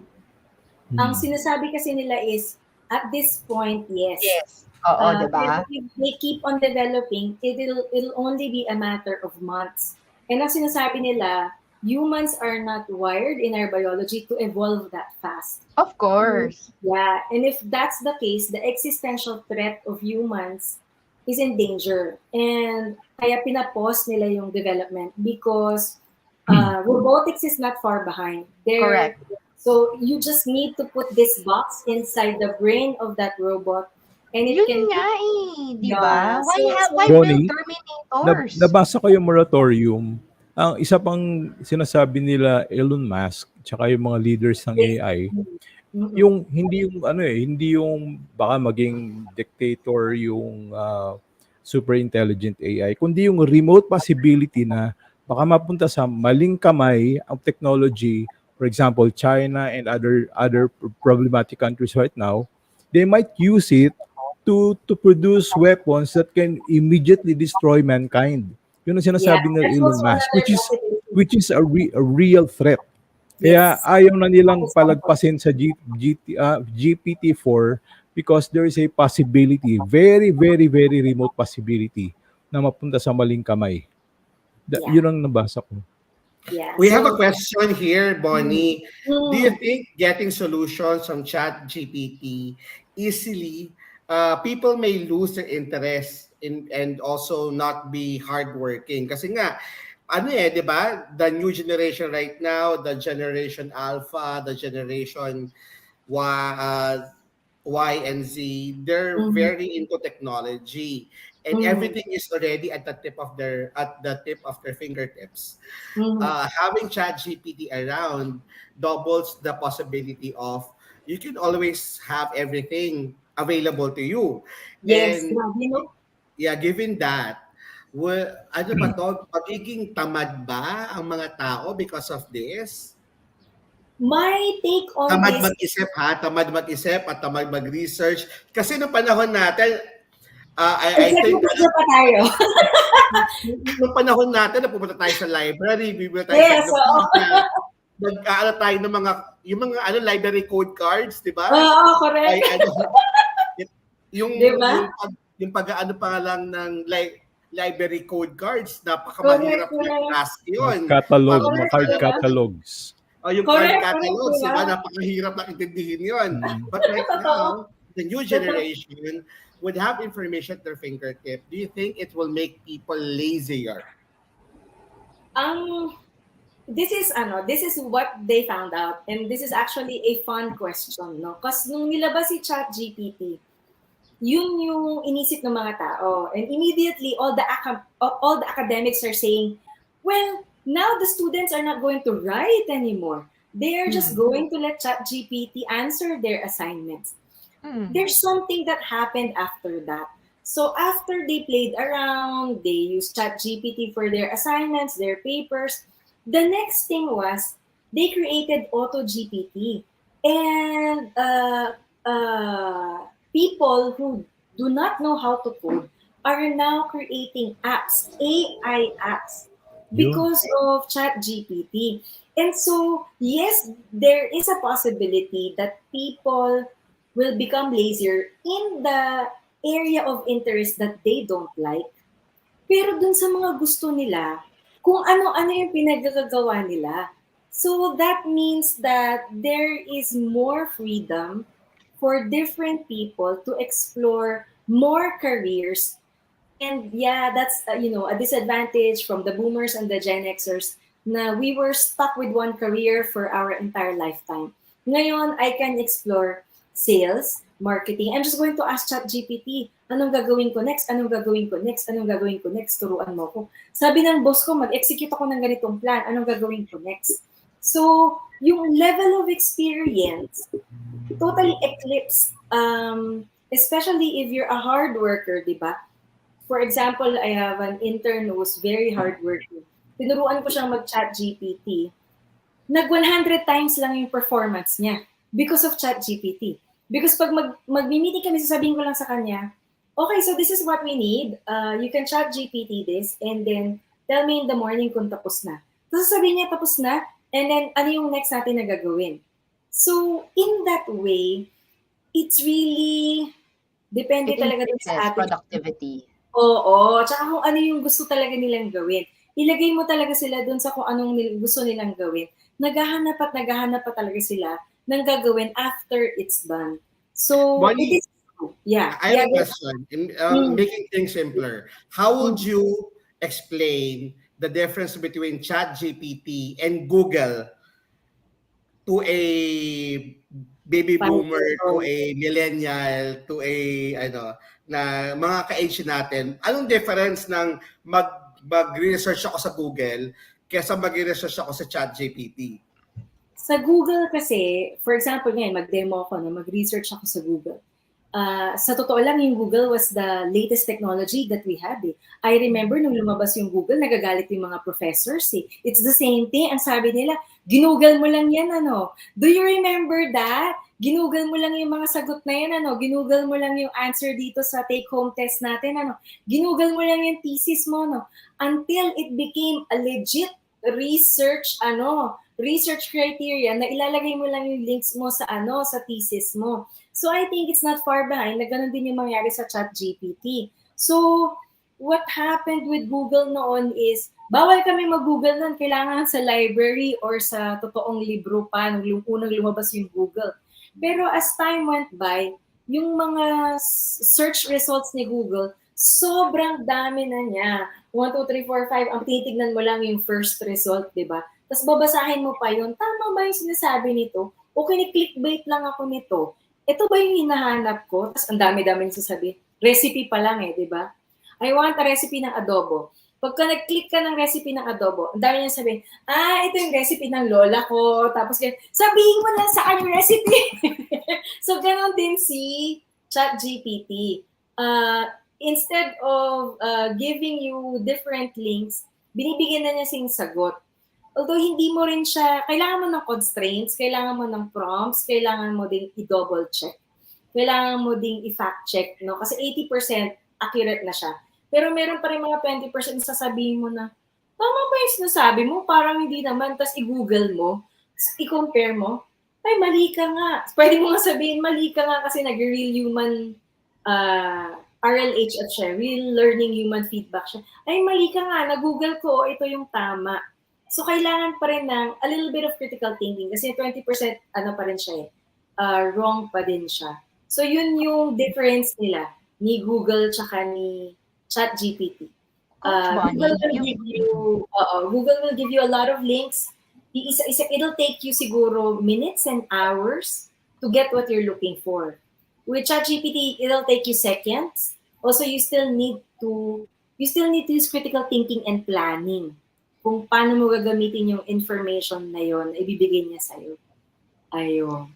Coach Bonnie, diba when we were in college, our professors always taught us to check and double check and triple check. In the real world, information is very tricky. Even with market research, different service providers provide different types of statistics depending on many different factors that are available, like Gartner, even with salary structure, diba? Like, depende rin yun sa sino nagpo-provide. Even if there are some commonalities, two providers will provide you with different sets of information, which ChatGPT does reflect naman when they answer.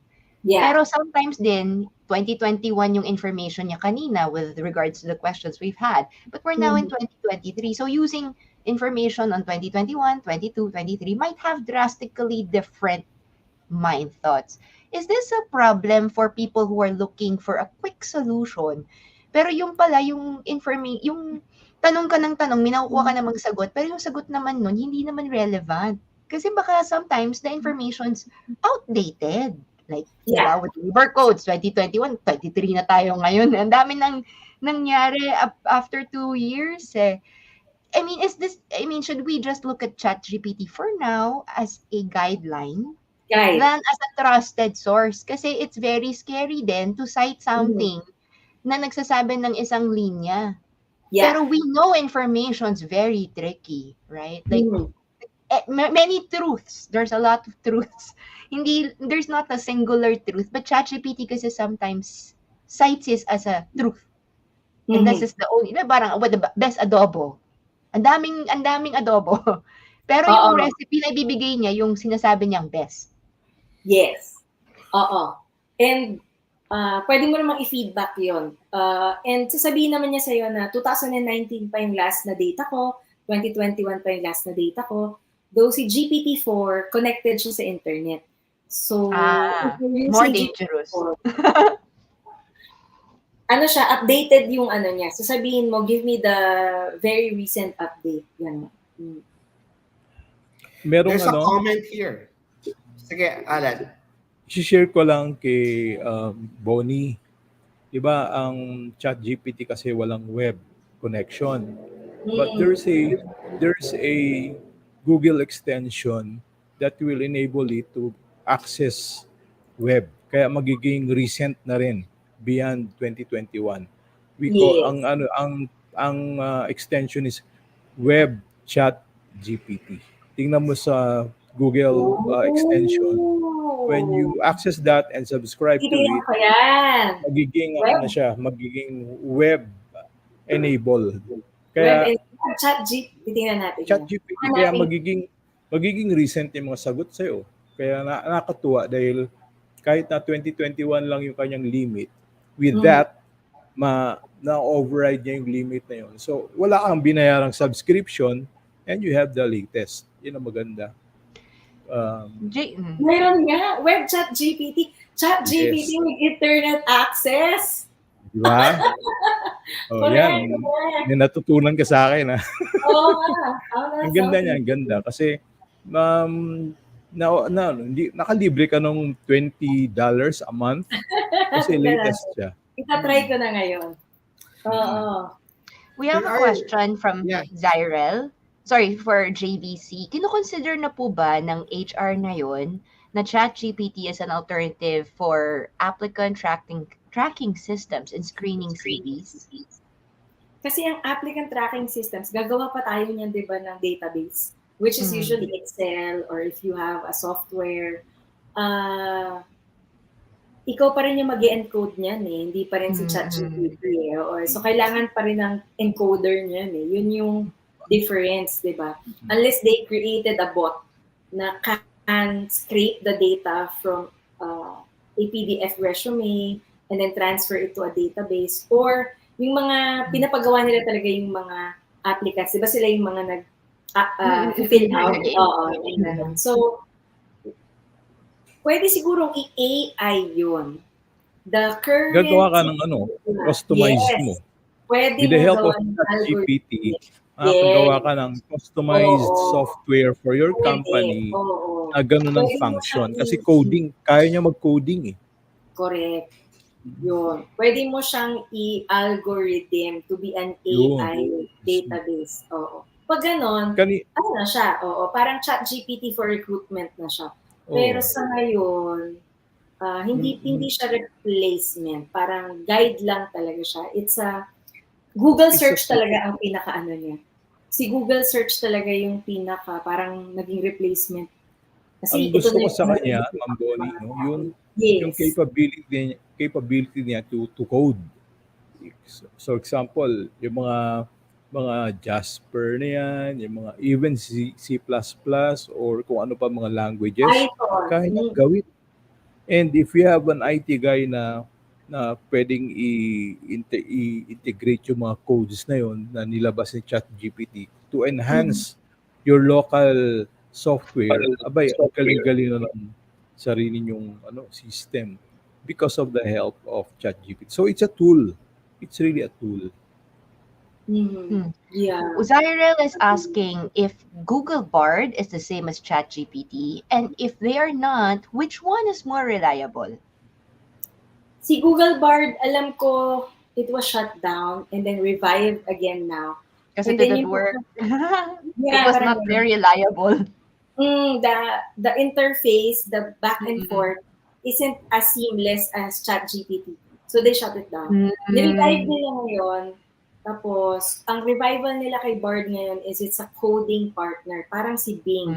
Microsoft Bing kasi nga, Microsoft Bing as a search capability ngayon, meron na siyang, ang slogan niya ngayon is your AI co-pilot.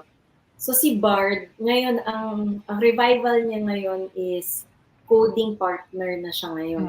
Magaling daw sa coding partner, but not as ChatGPT. So, nag-iisa pa rin si ChatGPT doon sa arena na yon.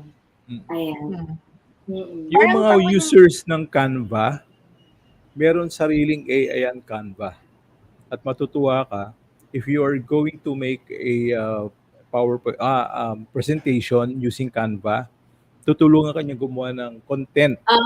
Magic Design, yung AI nila. Exactly. Magic Design. Pero parang it seems when you were explaining it, kasi before, the ability to research properly was a competitive advantage for many employees. Meron kang tao talaga na hinahire na, ayan, tao na yan, pa-research mo yan. They will get you all the relevant information you need. I think that ChatGPT removed that person's job, diba? The ability to write as well, as you've mentioned, Ma'am Bonnie, is also improved. So kahit na pangit kang mag-English, hindi ka marunong magsulat ng proper email, ChatGPT can help you professionalize your correspondence. Lalong-lalo na if you're working for a large multinational who loves these type of speaks. Hihingi ka lang ng leave. Rephrasing it and writing it properly. Ma'am Bonnie was able to show us na ang ganda talaga niya. Jeff Agdani was also saying that ChatGPT is a fantastic tool, to reduce cost and time, produce great content, and enhancing skill sets.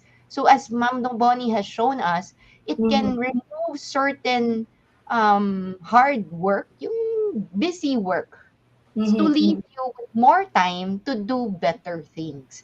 Yeah. However, relying solely on it can lead to a number of issues that can harm people's trustworthiness. Because of this, it is preferable to use it properly and avoid defrauding others. Can we talk about that a little bit more? Kasi as we move on to technology, authenticity Mhm. becomes more of a question mark. 'Di ba? Kasi parang tayo, we write, we present our works, Mhm. pero with ChatGPT, it seems that plagiarism, 'di ba? Might be parang more common than it was before.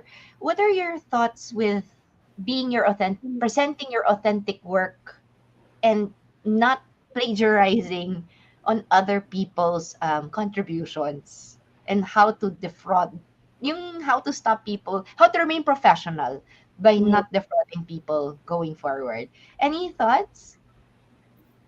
For me, it's very important that if you're using ChatGPT in any document that you're submitting and the person does not know, for example, ako, Di ba? Oo. I allow my team members to use it. Parang go use it any which way you want.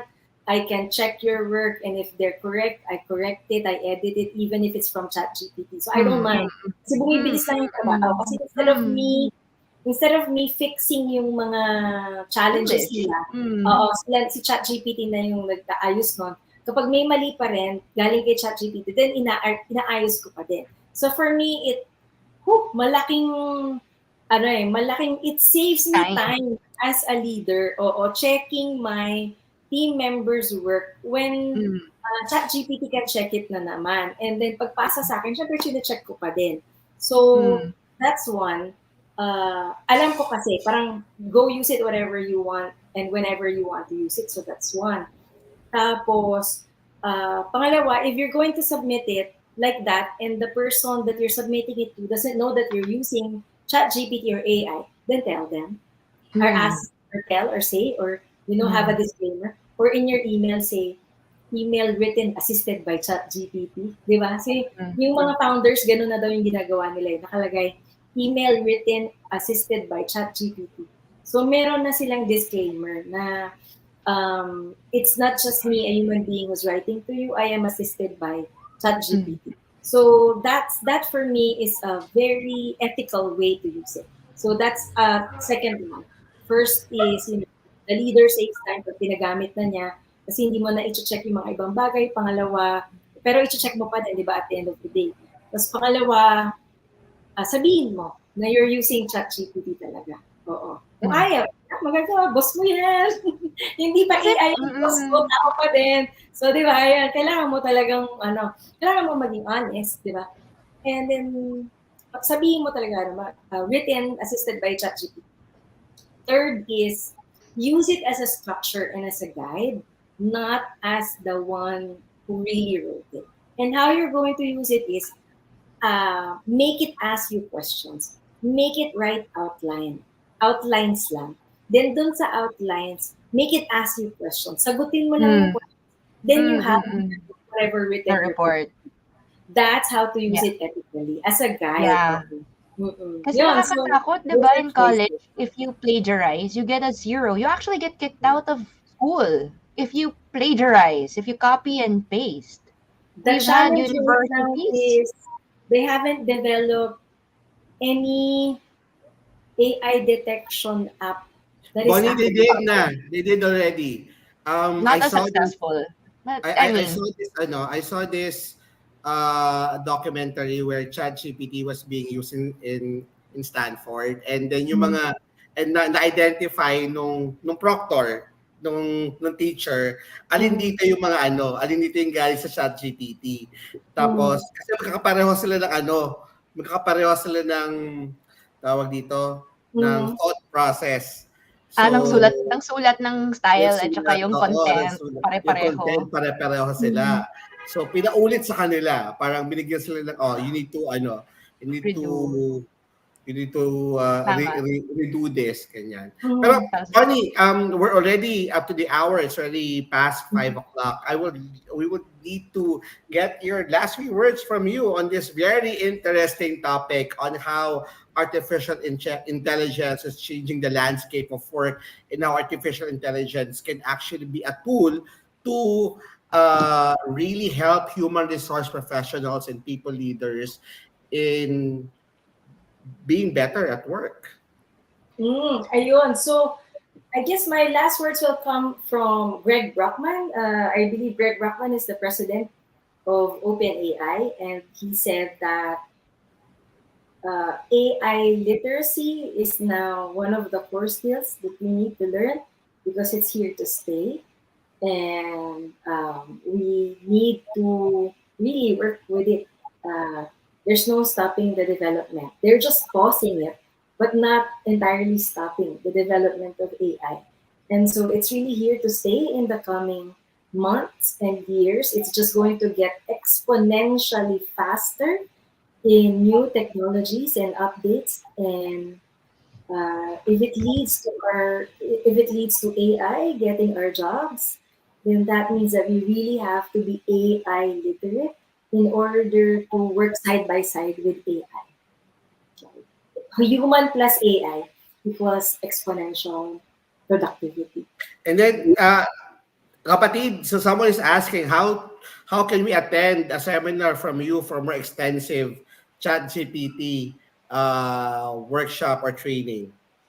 Sa ngayon, I know we're running webinars for ChatGPT. We're going to announce it in Leading with Success page. Iba-iba kasi hinahanap ng mga tao. Merong naghahanap ng marketing for their content promotion, ganyan. And then, so iba-iba siya. So we'll announce different ChatGPT extensive seminars on the Leading with Success page. Ayan. And how can they contact you again? Bonifactor.com. I am in social media, Facebook, Instagram, LinkedIn, Bonifactor. Just search for Bonifactor. Ayan. And then sa Leading with Success Facebook page. Ayan. Thank you very much, Mr. Bonnie Factor. Last words coming from our mentors. Let's start with you, Mentor Tina. Jeff Agdani asked a very good question a while ago, is that does artificial intelligence make us less hardworking? And I feel that artificial intelligence makes us even more hardworking because it makes it easier for it democratizes everyone. It makes good English writing available for everyone, di ba? By using ChatGPT. It makes researching available for everyone. It used to be a few people lang eh. Tapos ngayon, because of that, for everyone. It makes more information, more organized information available not just to the HRs, but also to the employees. Whoever tries ChatGPT, they'll have access to the same amount of information that you used to have by just a specific group of people. If you want to learn about how to make rocket science more understandable for a layman, you can use ChatGPT for that. You don't have to read an encyclopedia of books to understand that. But even with the ease of knowledge comes with the pressure to have more critical thinking and better reading comprehension. Ano ang tulong ng ChatGPT if hindi ka marunong magbasa ng Ingles? 'Di ba? Kasi when you look at ChatGPT, puro English yan eh. If you don't even know the terminologies, if you don't even know how to use them, if you have no agency to use them, those words are useless for you, right? What's a labor advisory? What's the difference between a labor advisory and an EO? What does it, even simple definitions. So people need to learn to comprehend better. And honestly, for this generation, comprehension is weak. So you need to work harder to improve your reading comprehension and understanding in order to maximize the use of ChatGPT. Even if ChatGPT is available for everyone, as Ma'am Bonnie has said, kailangan marunong pa rin kayong gumamit. Kasi kung hindi, nagtatanong lang kayo, pero hindi naman ninyo maintindihan yung sagot at hindi mo rin siya magagamit sa buhay mo kasi nothing makes sense to you, right? And that means the person with the real advantage is those like Ma'am Bonnie who can understand it, who can use it in practical terms, viable terms, profitable terms. 'Di ba? Like, even if marunong kang magluto ng cookies or ng adobo in your head, ang pinaka nananalo ay yung cook na talagang nagluluto at nagbebenta sa Food Panda. Yun yung winner. Hindi yung taong marunong ng recipe ng magandang adobo. Right? And I think that's what we need. Instead of being very scared about artificial intelligence, we might be we might actually use it to pressure ourselves to be better, as the wow quote of the week. Kasi if you have very weak critical analysis, very weak reading comprehension, and very weak decision making skills, you're already presented by two choices. Pero you still make, 'di ba? There's still, you can't make a choice. You don't have the capacity to make good choices. Kahit anong AI na yan, hindi ka pa rin mananalo. You still make bad decisions in life, in love, in your career. So right now, everyone must learn how to use artificial intelligence. Mine, ay, nandyan lang yan. I can ask questions. Hindi na ako mag-aaral kasi may ChatGPT naman na sasagot. O sige, pag-graduate mo, pag tinanong ka ng business concept, labor concept, it will be very easy for somebody to see who is smart and who is not. And the challenge for me is ChatGPT is very useful, but use it as a guide. Do not use it as your Bible. And much more, instead of just relying on copy and pasting, really understand what the information is saying. Kasi kung hindi mo naman siya magagamit in real life, what's the point? 'Di ba? Ang Agree. dami nga nakasulat. Tapos pag kunyari, nagkita tayo face to face, tinanong kita, o anong labor advisory yan? Tapos sabi mo, kasi teka lang, antayin ko si ChatGPT, magtatanong muna ako. Then that is really a very big destroyer of your credibility. Ang magaling si ChatGPT, hindi ikaw. You can use it all you want, but at the end of the day, ChatGPT is not available 24/7. And there are many times it's still face to face. So you need to improve yourself. So kahit na wala kang AI, you can still manage and boost your talents, 'di ba? All right. Coach Alan, ikaw naman po. Yun, ang ganda na sinabi ni Mentor Tina, no? And kanina, actually I've been using, sabi ko sa inyo kanina, I've been using it for decades now. And recently, ng mga last 3-4 years, ang gamit ko sa kanya is more on video editing. And if kung meron kayong chance na mapanood yung or maka-enroll sa aking mga courses na online, ginagamit ko siya sa video editing. Makita mo tawag dito si Matrix guy, who's this? Neo. Oh, si Si Neo. Neil. Keanu And Reeves. yung si Keanu Reeves, ginigest ko 'yan at yung mga yung mga superheroes ng Marvel, ginigest ko sila sa aking mga courses. Co-facilitator ko sila, co-mentor. Because there is an AI that can help me um, humanize these pictures and talk like they are alive. So what we can do actually is you can make AI as your tool and not your master. Sabi nga ni Ma'am Tina, no, wag mo silang gawing Diyos, no? Wag mo silang gawing master mo. Gawin mo silang tool. Learn the basics also. Kasi ang galing mo mag-English pero pagkaharap ka na face to face, banu-banu ka pa rin mag-English. Yung AI pala magaling. So learn the basics, learn really the fundamentals, and then use AI to super enhance your skills.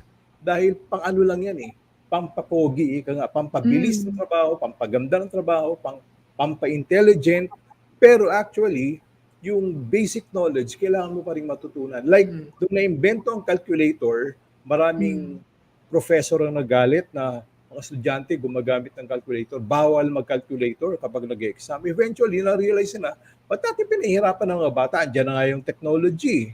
Okay? So, nawala na yung fear nila sa calculator. Tapos nung na-invento ang internet, marami sabi mo, maraming mawawala ng trabaho. And now, here we are. Internet is part of our lives, no? In our play, work, and how we study, no? Tapos, sabi nila, ngayon andyan ang Google, delikado na naman tayo dahil maraming mawawala ng trabaho. Na-enhance pa nga ang trabaho eh. And here we are, AI. Ganun na naman ang fear natin. Marami daw mawawala ng trabaho because of this. Pero ang sabi ko lang, ang makikita ko dyan, ang mawawala ng trabaho dyan, yung mga tamad mag-upgrade ng sarili.